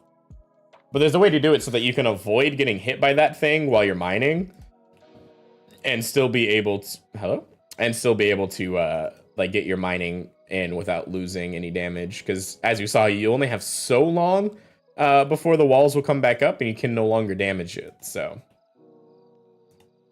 just gonna wait here a second and let that go off one more time. Poof. And then these markers here are mostly just so I know stand behind that. When that turns green, I click on this thing and I'm now like in sync with it so that I can instantly hit it. And it lets me get one more attack off.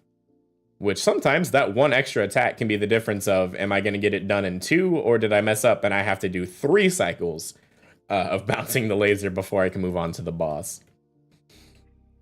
Now, while that is probably arguably the easiest puzzle room, aside from maybe Kefri, because it auto-solves itself usually, this is, I think, just agreed upon besides the Warden boss, which is the last boss I'll be going into. I think this is pretty much mostly just agreed upon as the hardest boss in the raid. This guy will just consistently change what attack style he's using versus you. So you have to constantly change like what gear you're using. He has special attack. So like now that I'm outlined in like all this black, if I was to take a step, it spawns orbs. And if I step into these orbs, they're gonna end up doing like a lot of damage to me. He has another special attack, which I'm sure he'll do here shortly, that I'll show you.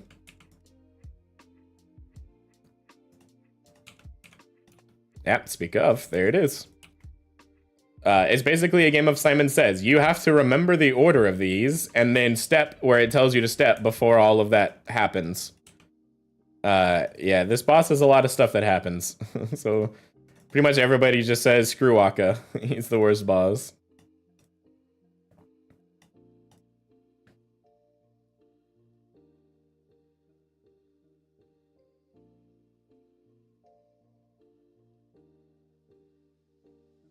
Yeah, now he's changed his stuff, so I need to change what I'm doing to him. Oh, can't move.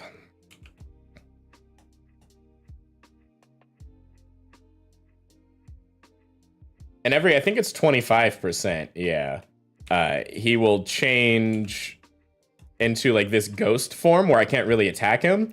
And instead what I have to do is I have to get rid of these shadows of him first. And then I can go back to attacking him, but of course, like a coward, he hides. I wasn't paying attention. Was it this one? Oh, thank God. I had a 50-50 shot of which one it was going to be. I was not looking. That was almost bad.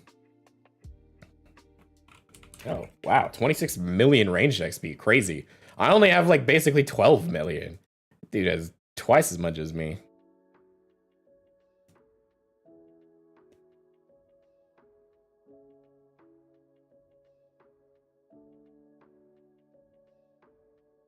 So Akka here will be the last boss that I need to deal with before moving on to the final Warden boss, which is kind of a boss, or quote unquote final boss, is also just kind of not a final boss because it has 4 phases. But I will explain that a bit more when I am actually fighting him.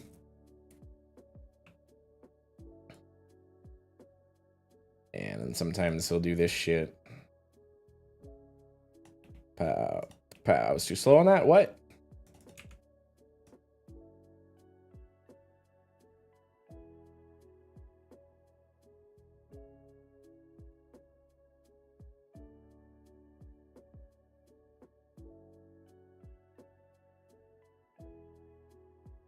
Heal? All right, a little bit of a heal. Cool, thanks.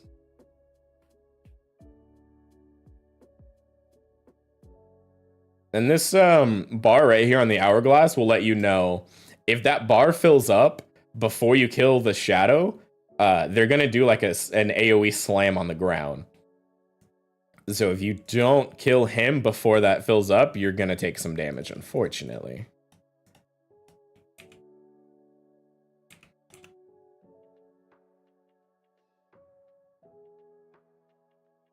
And so this boss is almost dead. That was the last time he's going to do the phase thing with the ghosts, sort of.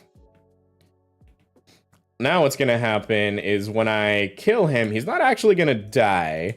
He's going to say, LOL, nerd, just kidding. I'm going to revive back at a quarter health and spawn a bunch of orb shit that you have to deal with. And by deal with, I mean avoid. And every 3 hits, I believe, that aren't like zeros, he's going to teleport randomly between one of the 4 shadows in the corner.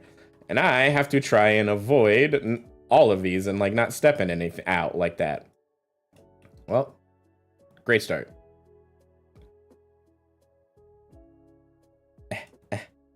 Dang it. Okay, cool. Whatever. Not perfect, but he's dead. I didn't die. I didn't waste all of my resources.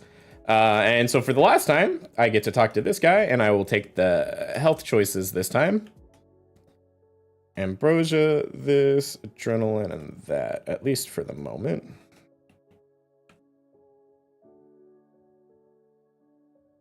So this bullet hell really is a test of movement. Some of it is. This Warden's boss that I'm about to do is definitely a test of movement. Let me see. I want you here now.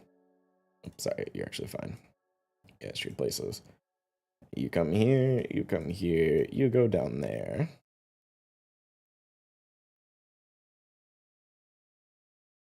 Actually, I'm just gonna swap these around.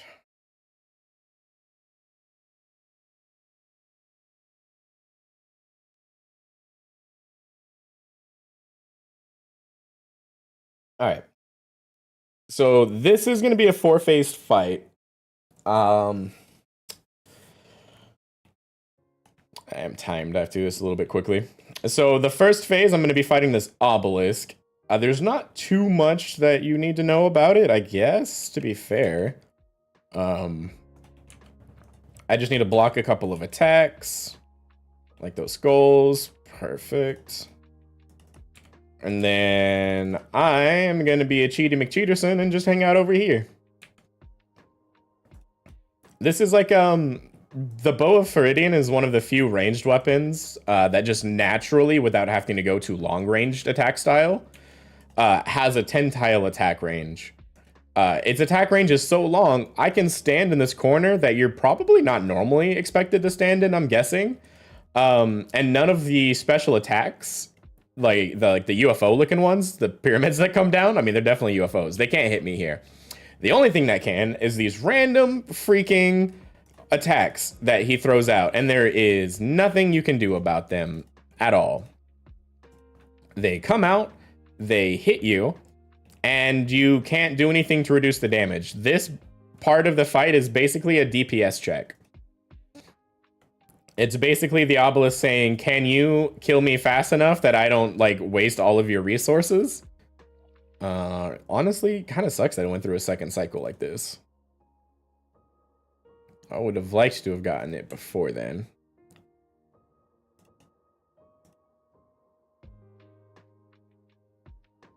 Three, give me that. All right, now we're on to phase 2, where I'm fighting this thing. And similar to how other things have attacked me, he has a myriad of options that I need to pray against.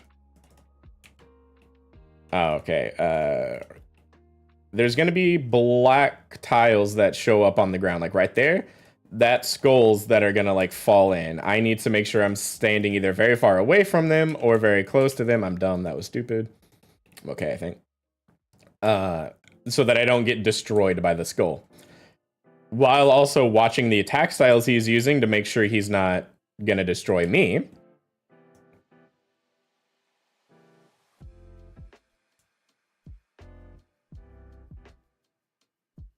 All right, now we're on to this thing. This is his core. After you do so much damage to it, it kind of drops down into this vulnerable phase. And then you can just do damage into it. You'll always like max hit versus it. So that's your time to just kind of dump as much damage into the boss as you can. And then just pretty much right back into the same thing. It uses overhead prayers, so you can only attack it with ranged or mage while it's standing up fighting back, depending on which overhead prayers it's using. This is like a little windmill attack. You just can't stand where the red circles are when it goes off. Otherwise, it's going to do a ton of damage to you.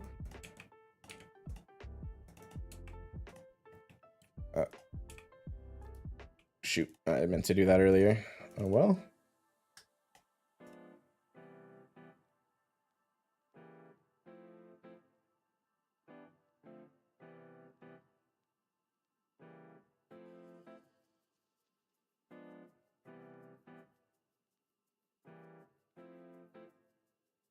And the obelisk throws out a couple of different attacks. We've seen the most dangerous one is the skull ones that it causes the like big AoE thing.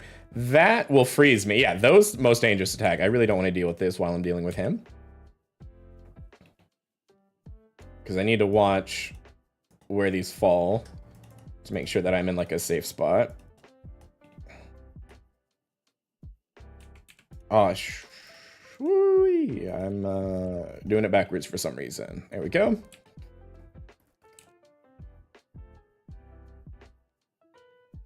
Oh god.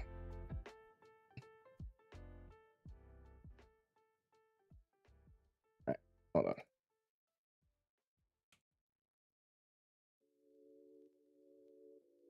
All right, phase 2 is pretty much done now.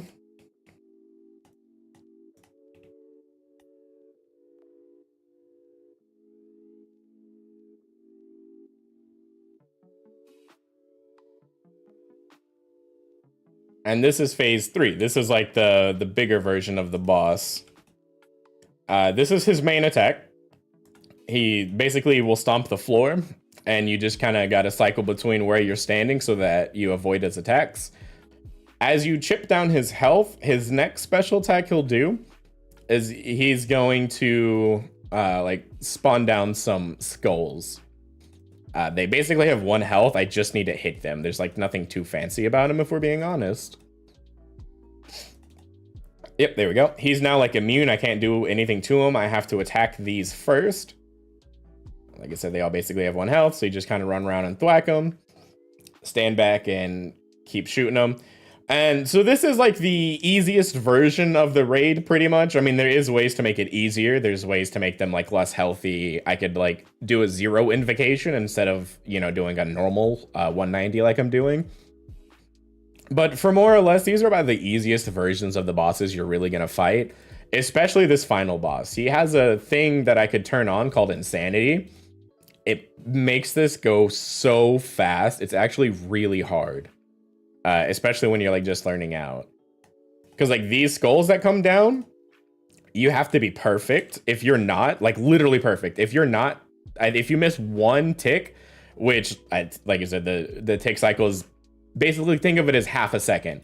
If you miss more than half a second of being perfect on those skulls when Insanity's turned on, he's gonna slam the ground and one-shot you.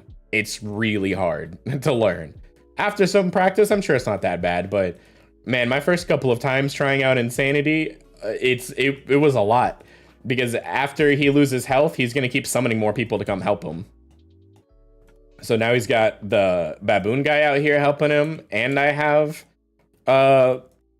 Zebek throwing stuff at me that I have to avoid. And now the monkey's here, so he'll occasionally drop these rocks, like the falling boulders, kind of like when you were fighting him. So you have to constantly make sure you're moving away from him doing that. Watching Zebek to make sure you keep your overhead prayer right. Watching your prayer to make sure like it doesn't accidentally get depleted because you don't restore it. And then watching his health, because you got to know when the skulls are about to happen so that you can be standing in the right spot. Pow, pow. Oh. I might actually die. Oh, nope. Okay, Jesus. Not Insanity is really generous. To be honest. That was really bad. Not Insanity is really generous with the amount of time you have. All right, so that's into phase 3. Now phase 4 isn't much different. He stops doing the tile slam attack that he's been doing this whole time and starts randomly summoning like lightning strikes. All these dark tiles on the ground are the lightning strikes. You have to avoid those so you don't take a ton of damage while paying attention, like I'm not, to Zebek, and make sure your overhead prayers are right. Make sure you keep moving because you can't get hit by that block from the monkey. And occasionally, as the fight goes on, the longer and longer it goes on, he strips tiles away. And you will be stuck to this front tile only if you take too long to kill him. It has happened to me a lot. It's a lot to keep track of. So this is what I was talking about when I said the difficulty is just kind of hard to describe, because some of it is you just have to be there yourself. Like there's just a lot happening, a lot to keep track of. And when you're not the one that's like actively playing, it looks easier than it is. But there we go. That's that. I have a 2.06% chance at a purple. I probably won't see one, but if we get lucky. Yep. No, so this would literally have like purple lights instead of the white lights if I got like a unique drop. So no unique, no luck, but that's not a problem. I'm not that 2%. I'm not like that expected to get it. All right, 262k roughly, 300k chest. We'll take it. I used maybe like 50k in supplies, so spent 50k, made 300k. I could spend less too if I get better. The less of my own supplies I use, the less money I'm spending, so the more profit I'm making. It seems like it'd be hard to practice if you start all the way at the beginning after you die. Yes and no. Thankfully, when you're fighting the bosses, if you die fighting them, you're just gonna reset at like the start of the boss fight. Warden is really difficult though. That last boss I was doing, those 4 phases he has, if you die at any point during him, you would have to start his fight entirely from the beginning, phase 1 fighting the obelisk. So he is a bit he's a bit more difficult for sure. He can cause a lot of problems that you don't want if you die really late into him, because I've definitely had those deaths. I have had those deaths where he's on like 1%. He's got like 100 health left. Like he's basically dead. I just needed a few more good hits to like get over him, but I die when he's on like no health, and it's so sad.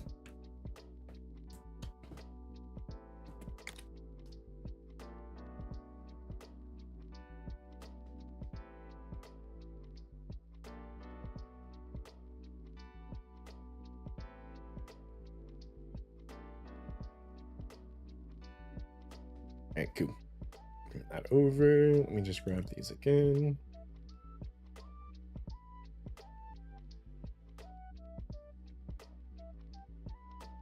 All right. I'll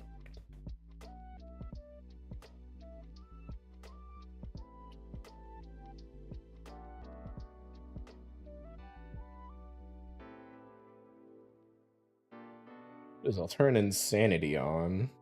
Turn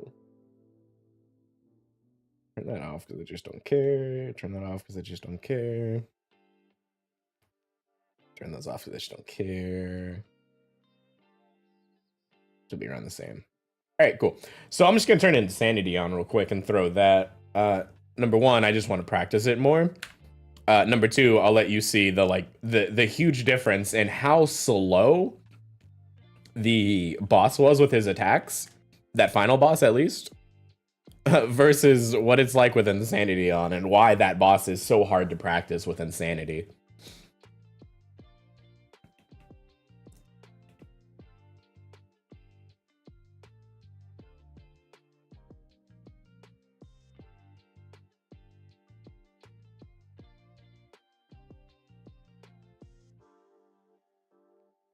All right, so pretty much the same thing. I'm gonna come in here, deal with these monkeys, and move on with our life. Any game I ever thought of playing on stream for the first time? I mean, I would play pretty much whatever. I would not say that I've put much thought into it, but I would do it. If it was something that like I wanted to play, for sure. Have I actually? I might have played something on stream for the first time that I've never done on my own. But I would definitely be down to do it either way. I'm not too worried about looking like a dumbass in front of everyone, because it's just gonna happen. It's fine.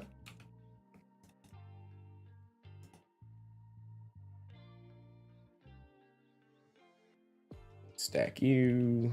Stack you.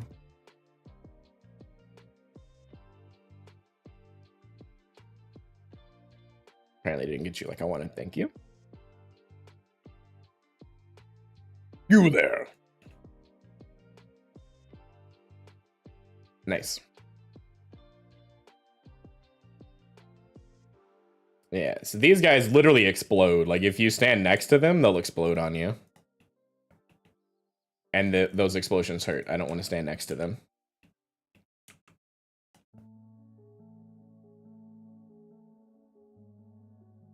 However, You can potentially like that use those explosions like in your favor for sure. Uh, if you get them stacked up, you can cause them to blow up pretty much everything in that like 1x1 radius around them. Can actually be super helpful.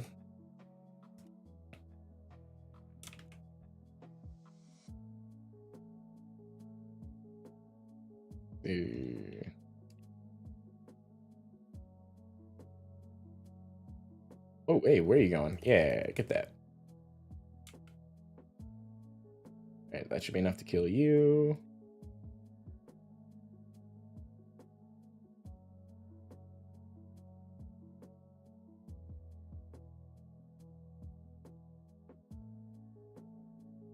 I don't want to... Thanks, that should be enough, right?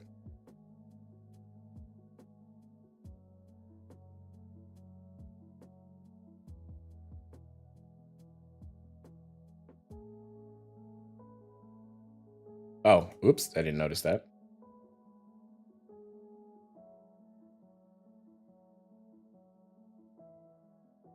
You're gonna blow those guys up for me, thanks. Blow those guys up for me, thanks. I literally did not realize that guy was there. I was watching his friend. Okay, well, that should be enough.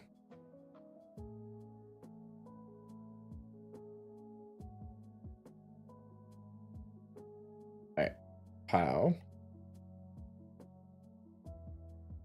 Pow. Sweet. Wow, you hit a 1. That was so weak. Hardest thing I've done in this game? That's a good question. I haven't done too much that would be considered truly like difficult, probably. Because like I said, I may have, I think it's 45, 46 days now. 42, not even. I have 42 days of playtime, but it took me like 36, 7 days of playtime to like get my account progressed to the point that I'm at now. So I don't know, man. That's a good question. I would have to think to give you like a really good answer. Like, Corrupted Gauntlet is probably one of the harder things I've done in terms of bossing, because that is definitely gonna be your first big like step into bossing. At least when you're talking about bosses that have like actual complexities. Because of course, I mean, there's easier bosses. Like I said, there's a boss called Giant Mole that you can fight pretty much whenever you want. Honestly, he's not hard at all. He's not going to do much damage to you because you can use protection prayers against him, and his only real mechanic is that he's going to dig away from you every now and then. So, Corrupted Gauntlet is definitely mechanically difficult, especially when your first piece of content is Corrupted Gauntlet. So for now, I would say that's probably the hardest thing I've done. Just because it's mechanically a hard boss. And I would wager most people probably would agree with me that Corrupted Gauntlet is harder than another boss in here called Jad. The cape I'm wearing, the fire cape, comes from that boss, Jad.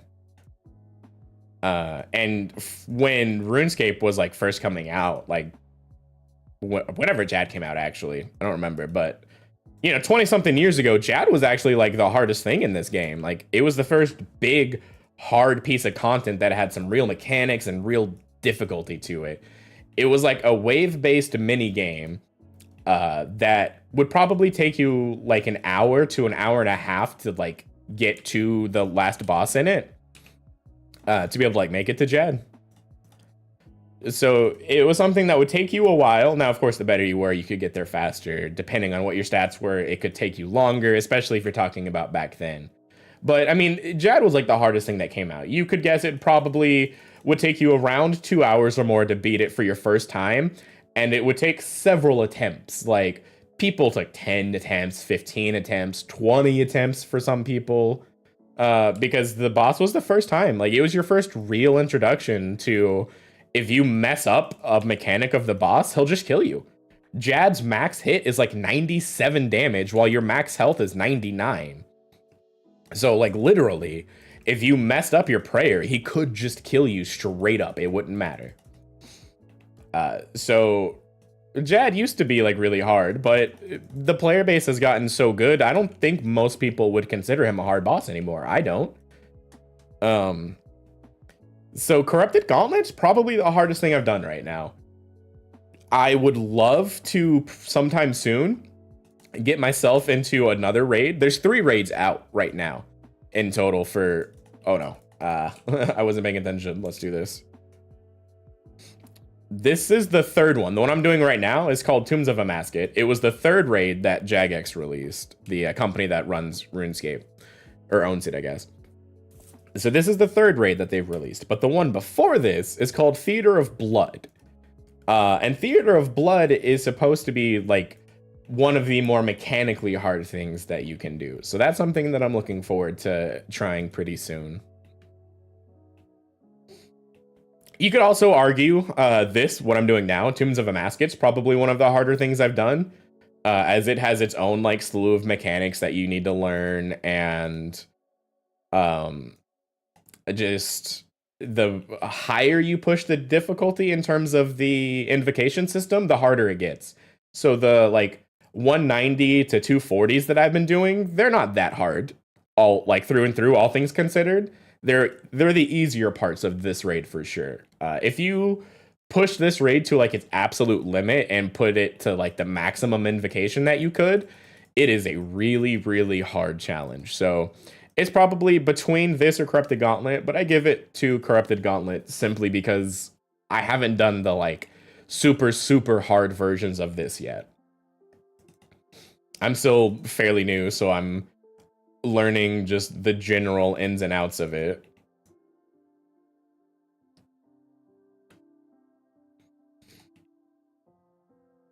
Because when you put like this raid to its like maximum difficulty, the problem that you run into is you're only given 1 life basically. If you die in any room, the way I have it set up right now, I can die like 5 times basically before I'd get kicked out of the raid and considered it like failing it.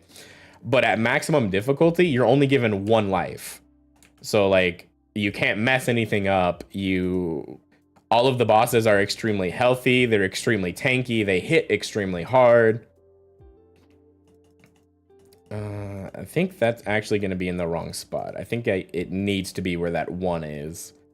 Or it's not going to block the melee guy, which isn't the biggest deal.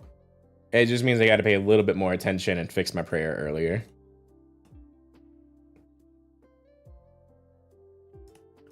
So yeah, whoopsies. Back to Kefri real quick. So with these eggs that he throws out, like I could go out of my way to attack them for sure. If you break them, they won't spawn the agile swarms, these little guys that just kind of throw ranged attacks at me annoyingly all day. But in truth, they're not that annoying. And it's kind of out of my way, if I'm being honest, to kill them. Oh, I just realized that I made it through the entirety of the Path of Atmekin without actually getting venomed. That's noise.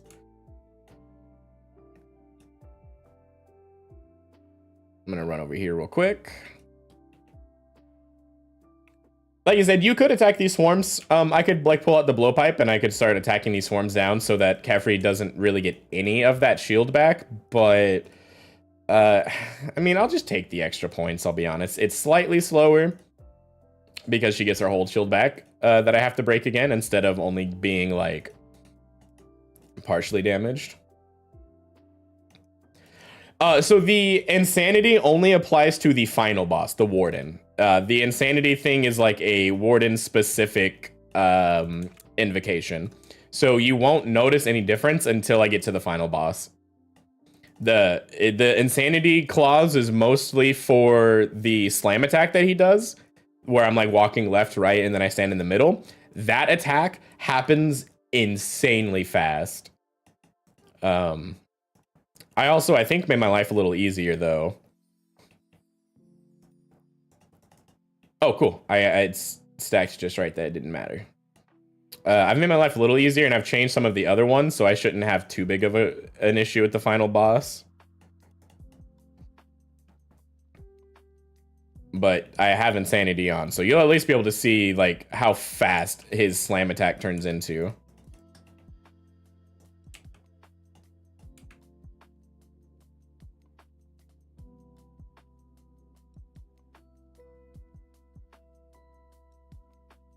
I mean, every like boss room, like Kefri's room, like all of these like bosses have their own way to make the rooms way harder. Like there are invocations I could turn on to make this guy harder too.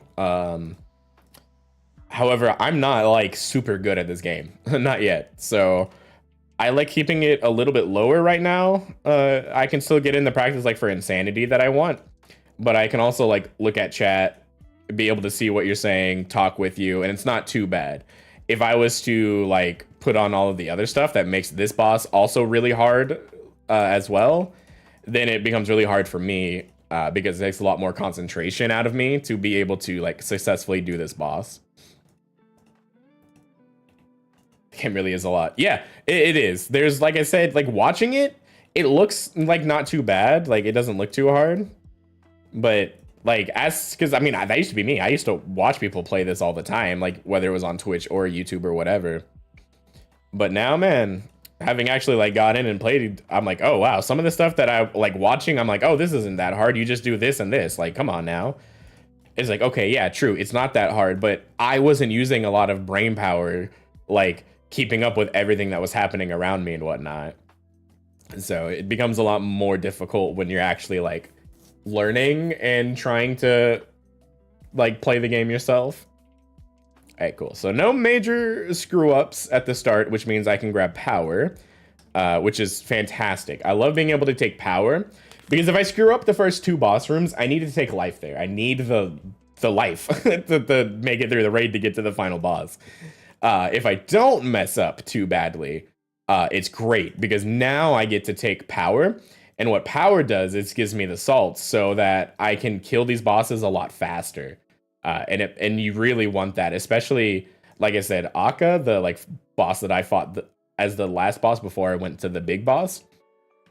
He's pretty much looked at as like the hardest boss for like the demi bosses that you fight. And you're definitely going to want to have like the boosted stats that you get for taking power when you fight him. It wasn't perfect. I was a slow. He's gonna get it before me. Oh, you're so rude, man. Like I said, I was perfect in the sense that I didn't take any damage on these paths. I just wasn't quite fast enough. You have to be like, oopsies. You have to be nearly tick perfect to get there before the crocodile can do damage to the tree. But that's all right. The main thing is I managed at the very least to get through it without actually taking any damage. That's the important part. That's all I care about. All right, so give me that. I'm gonna drink my salty salt real quick.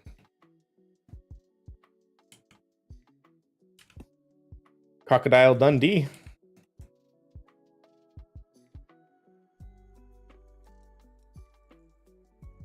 All right, now we just play the make sure my overheads are right game. I'm gonna stand over here because usually this is considered like a bit of a safer area. If he throws out the poison, it won't hit me over here. And then usually, not always, because it is a bit randomized. Usually though, this left side will have a way to solve this. Yeah, see, because I'm standing here, now I can just step here and push this jug and it'll go directly into the thing for me. Perfect. And then now he's gonna do that.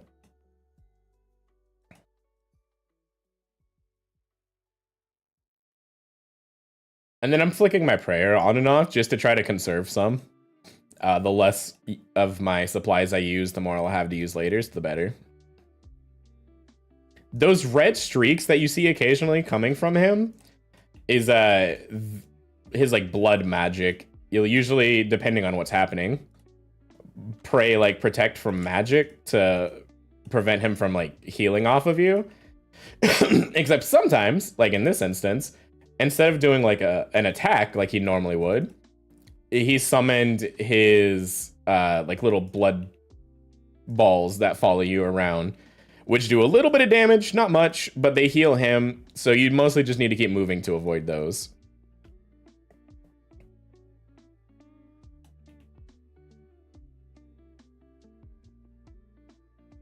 All right, same thing, solve that. Just stand behind the rock.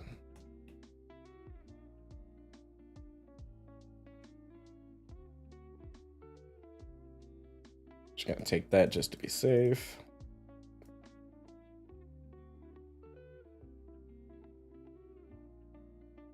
I need to download the thing to show me like their exact percentage health, but he's definitely in his like 20% by now. All right, at this point, I'm probably just gonna leave all of my stuff on.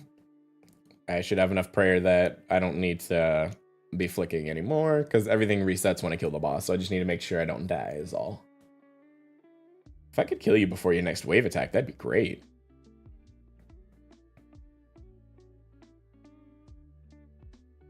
Just keep throwing magic-based attacks. Hey, that's not a magic-based attack, sir. All right, cool.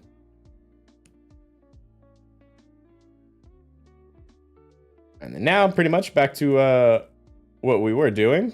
Got to do Akka again. Set up the mirrors, and away we go.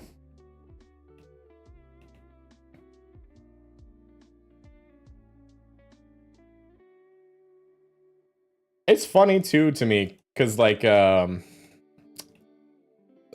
used to ask my friend, because he's played this game a lot. I kind of just dabbled with RuneScape growing up, but he's played it a lot, and I never really understood how he like played so much that he maxed his account out and he had all these really high stats and stuff.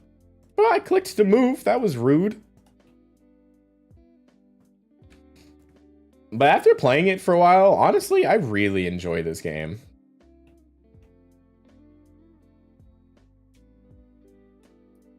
I kind of get now why he had all the fun that he did.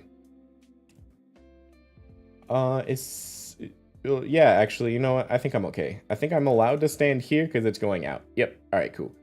Light turns green, we click, and we're on it. Oh, man. And coming!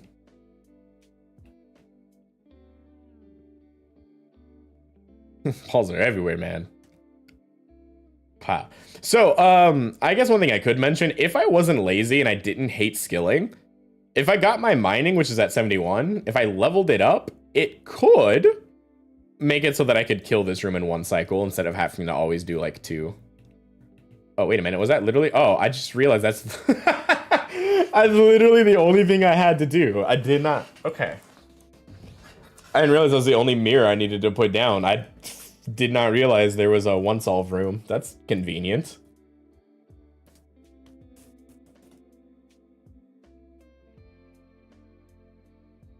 All right. Let's beat this guy up, and then we'll get to see the crazy fast insanity slams. That should be a bunch of fun, I'm sure.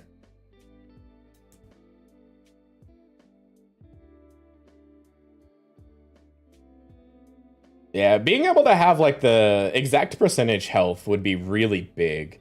I would really like being able to know exactly when they were going to phase in to do their special things, because sometimes it's nice knowing that exactly when I need to like transition.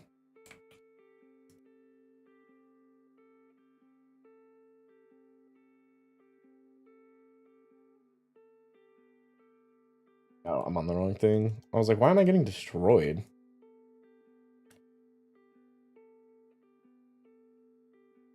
Is this one all around the world? I wasn't watching. Oh my god. Honestly, you know what? Just kill me, homie. Thanks. I need that reset. I royally screwed that one, and it just was not worth the resource dump. Since I allowed myself 5 deaths. It hurts because it reduces my points, so my purple chance is lowered. So I probably shouldn't. But at the same time, man, when it's just that bad, it's gonna drain so many of my resources that it maybe is just better to let myself die there. Probably debatable. Although, I guess getting out of the habit of that's probably good, because eventually I want to try harder stuff where I'm only going to have like the one life to get through. How good do you think you're going to do at the Warden? While the Insanity's on? Depends, I guess. I could shut up and focus really hard and I'd be just fine. Or we could keep chatting and I probably will be fine anyway. Like, it's not the worst. Like, it just makes it faster. It doesn't necessarily make it that much harder. It just becomes a little bit more of a problem when it's like the later phases of him, when I have to try to avoid all of the attacks while I'm also busy avoiding the other two like bosses that come up, where I have to like avoid the stuff falling and I have to keep my prayer correct. That's when it starts getting difficult. When the final like phase 3, when everybody's up, and then phase 4, when he's summoning all the lightning. Those two are definitely going to be the worst.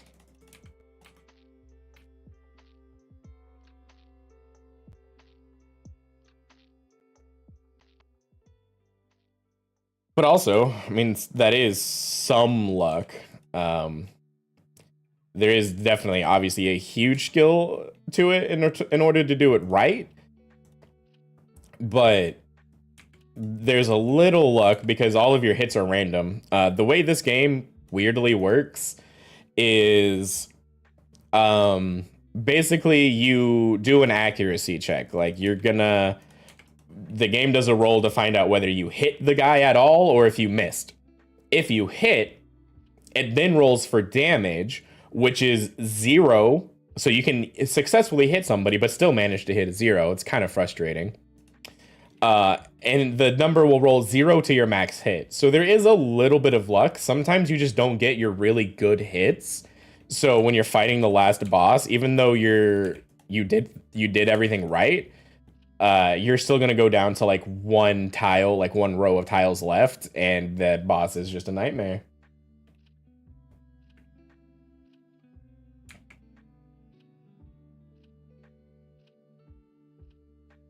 Oh, backstep.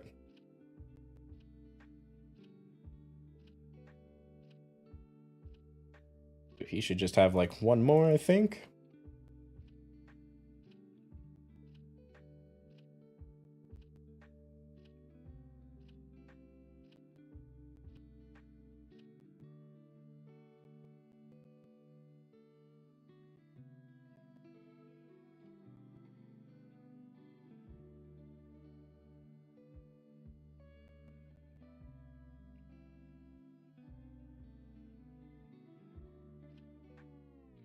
Nice.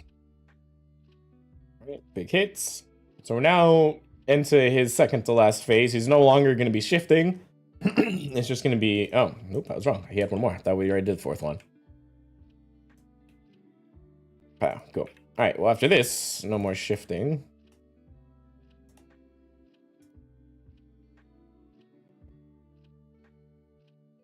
Oh, I hate that. Definitely steps to move. It just didn't go.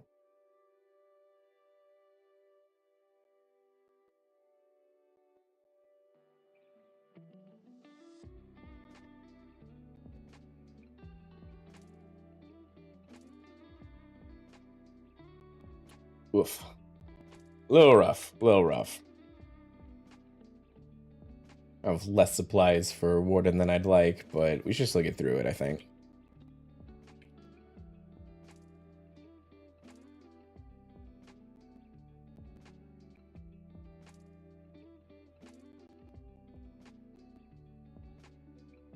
Can we get the phase here? That'd be great.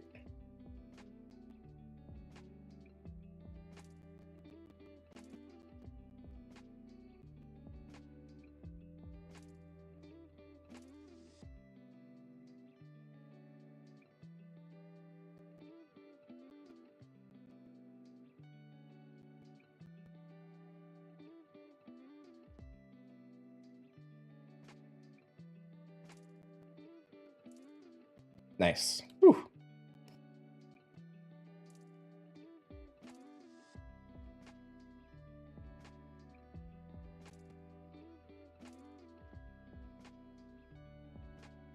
Yeah, but they are time consuming. But I guess the thing to think about is that these are supposed to be like in-game things. These are supposed to be like you spent, you know, a lot of time getting yourself to where you want to be.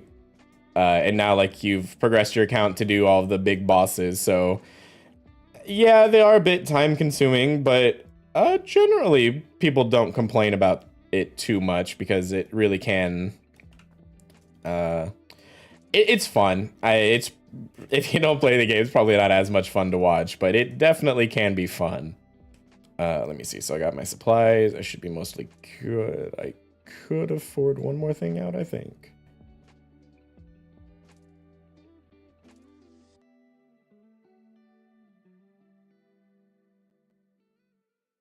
All right. Now time for the part that I'm not looking forward to. So this first phase, you probably won't notice anything different. Like I said, it'll be the third phase where I'm like teleported to fight the half part of the boss. That's when all of the big changes you'll see. Okay, big hit, big hit. Oh yeah, big hit, good hit. Love to see it. Okay. So now that we've gotten the defense lowered on the obelisk, we're just gonna sit back here, tee it down for a little while, hopefully not get destroyed by the special attacks that it's gonna be throwing out at me.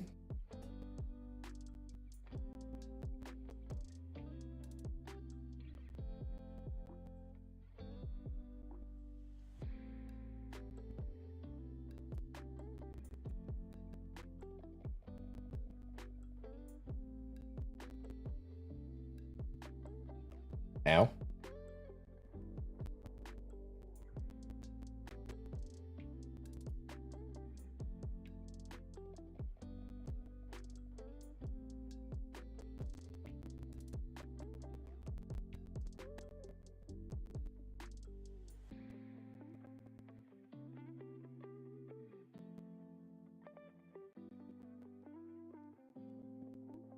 All right.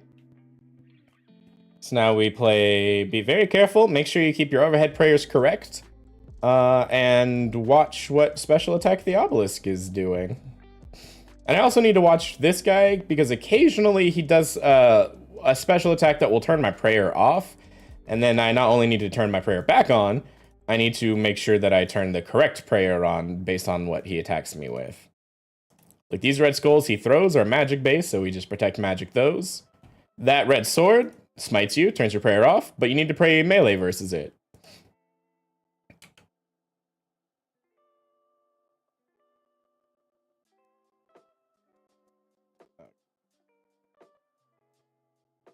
You get everything in the right spot.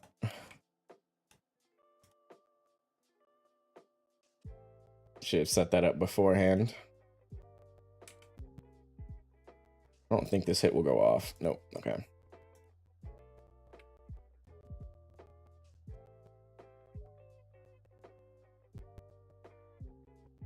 See, that blue ball is the turns your prayer off, and it's a magic one, so you just pray mage versus it. And then there's like a white/silver arrow that he'll throw out occasionally. Oh, crap. All right, skulls. Gotta pay attention. Skull coming up on me. I need to take a few steps back. Where that black tile is, I either need to be 1 or 2 spaces away from it. Or very far away from it. Either or.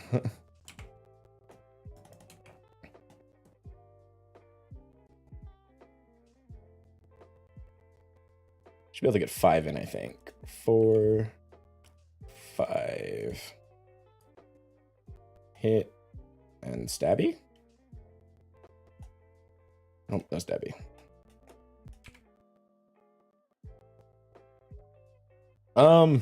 There is a way, like if you're doing it, I haven't looked up how to do it, because there's a way to do it so you only have to kill that core part of him 2 times. You only have to fight this phase 2 times instead of like the 3rd time that I am right now.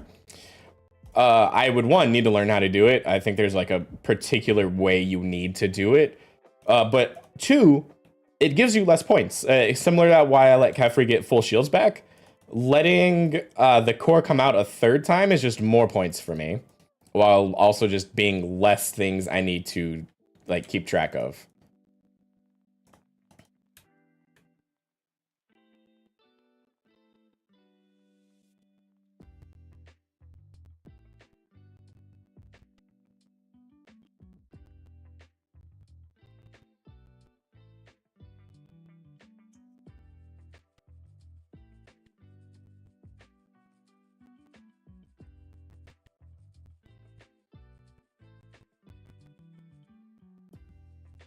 Actually,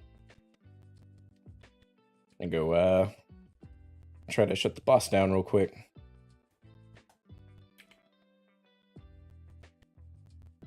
Yeah, see how much faster these are going to be going off? I don't have like a bunch of leeway time.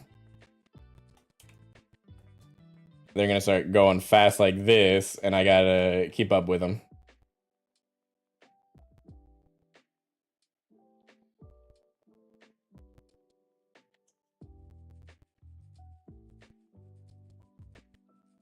And I believe if I turn all of the things on, this actually goes a tick faster. Like, there's a way this goes even faster. This, either I've gotten used to it, or this is just a little bit slower than where it would be. But it adds a lot of difficulty because not only is it like much faster that all of these are coming out, before his thing always came in the same pattern. Stand right, stand left, stand in the middle. Now it's random. Or not random, sorry. Now it's wherever he left off. It's no longer a set pattern. Wherever he was like attacking last, you have to remember and then stand in the right spot. There is no like set cycle that resets every time. So I have to like try to remember it. And when I don't remember it, what I end up having to do is step all the way to the back, like you saw there, all the way on this back row. And I have like one tick, so I have like half a second basically longer to react. So I can take a step to the left or right if I need to avoid the incoming damage. Cool, now that this guy's up.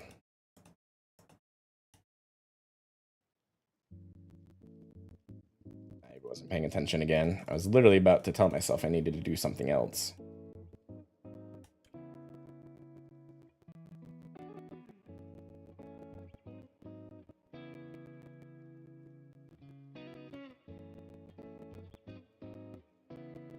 There we go. And see, now I gotta try to like keep up with what the crocodile's doing while trying to be able to move in between these tiles, get myself healed back up. It's a lot that happens, and when he's shooting off this fast, it really stacks up. Like one mistake sets you behind, and then you're trying to like play catch up while still avoiding everything, and it's a lot to keep track of.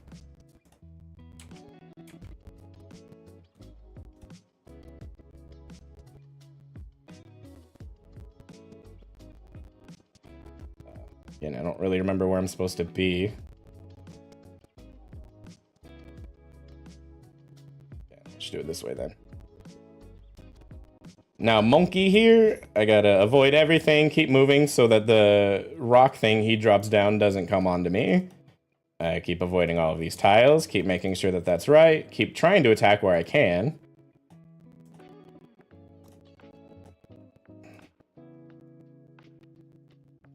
I think we're coming up to skulls pretty soon. Again, this is a boss I definitely would love to be able to see precise numbers on. I really want to know for sure when the skulls are going to be coming out because I really want to make sure that I'm standing in the right places. Sorry, 1 second. I really need to concentrate. I don't have time to fix my prayer while I'm doing that, so unfortunately that was just a lot of damage I was being forced to take there. All right. Now we're on to phase 4 almost. Just some good hits, please. Honestly, phase 4 makes it easier. Insanity makes the first part of this so stressful, but when he's no longer doing this attack, it kind of evens out for a second.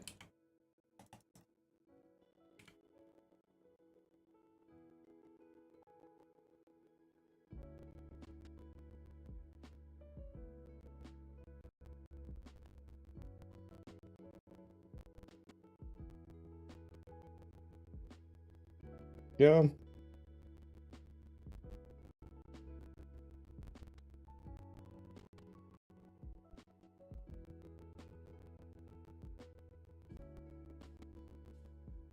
I'm not stressed. You're stressed.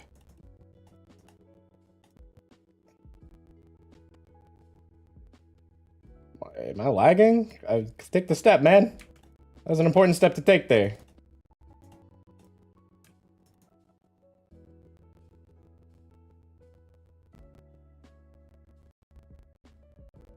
Oh yeah, see, I didn't get my hits that I needed, so now I'm on like one tile to play with.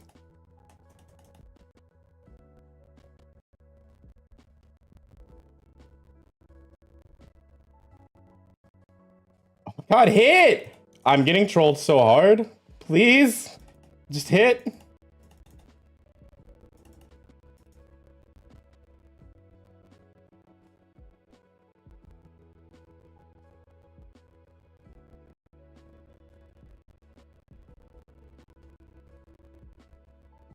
Oh my god, that was so bad.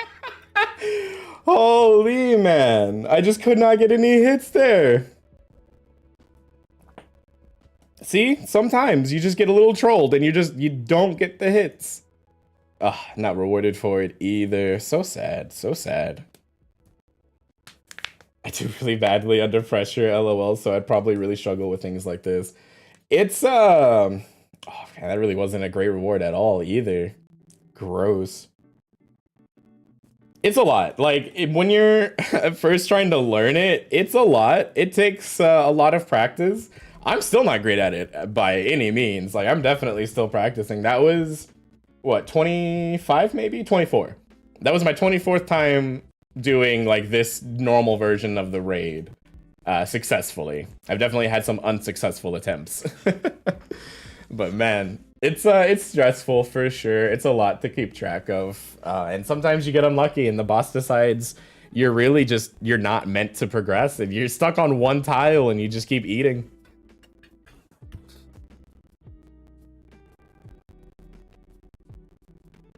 All right, well, I appreciate you hanging out. I'm actually probably going to end it here. I just realized it's 2 o'clock. I'm gonna be a good husband and go knock out some dishes so that the wife doesn't have to worry about it when she gets home. And also make myself a sandwich or something. Jesus Christ, it's 2 o'clock and I haven't eaten today. And what you've seen, this is like the easier version of the stuff. There's like medium version. I'll call it the medium version. Because I mean, there's definitely some really deadpan simple bosses that could be really good to start out with that are really easy. They don't have to be as complex as the ones that I was doing today. But there's definitely bosses or even versions of the stuff that I'm doing now that are like the harder versions that are just really difficult. Like I could not do them on my own right now. Later for sure, when I get more practice and I get a bit better, there's definitely more bossing that I want to do. But there's plenty that's easier than this, and there's plenty that's harder. So the game does have a ton to do, and you don't have to do the bossing part of it either. If you like play the game and find out you enjoy the skilling aspect of it, because all of these are skills. There's like 27 of them or something. All of them are trainable. All of them have things you can do. You may find out you enjoy those more than the combat, because the combat can be a lot, as you've seen. All right, cool. Thanks for hanging out, emojis. I hope you have a good day. Take it easy.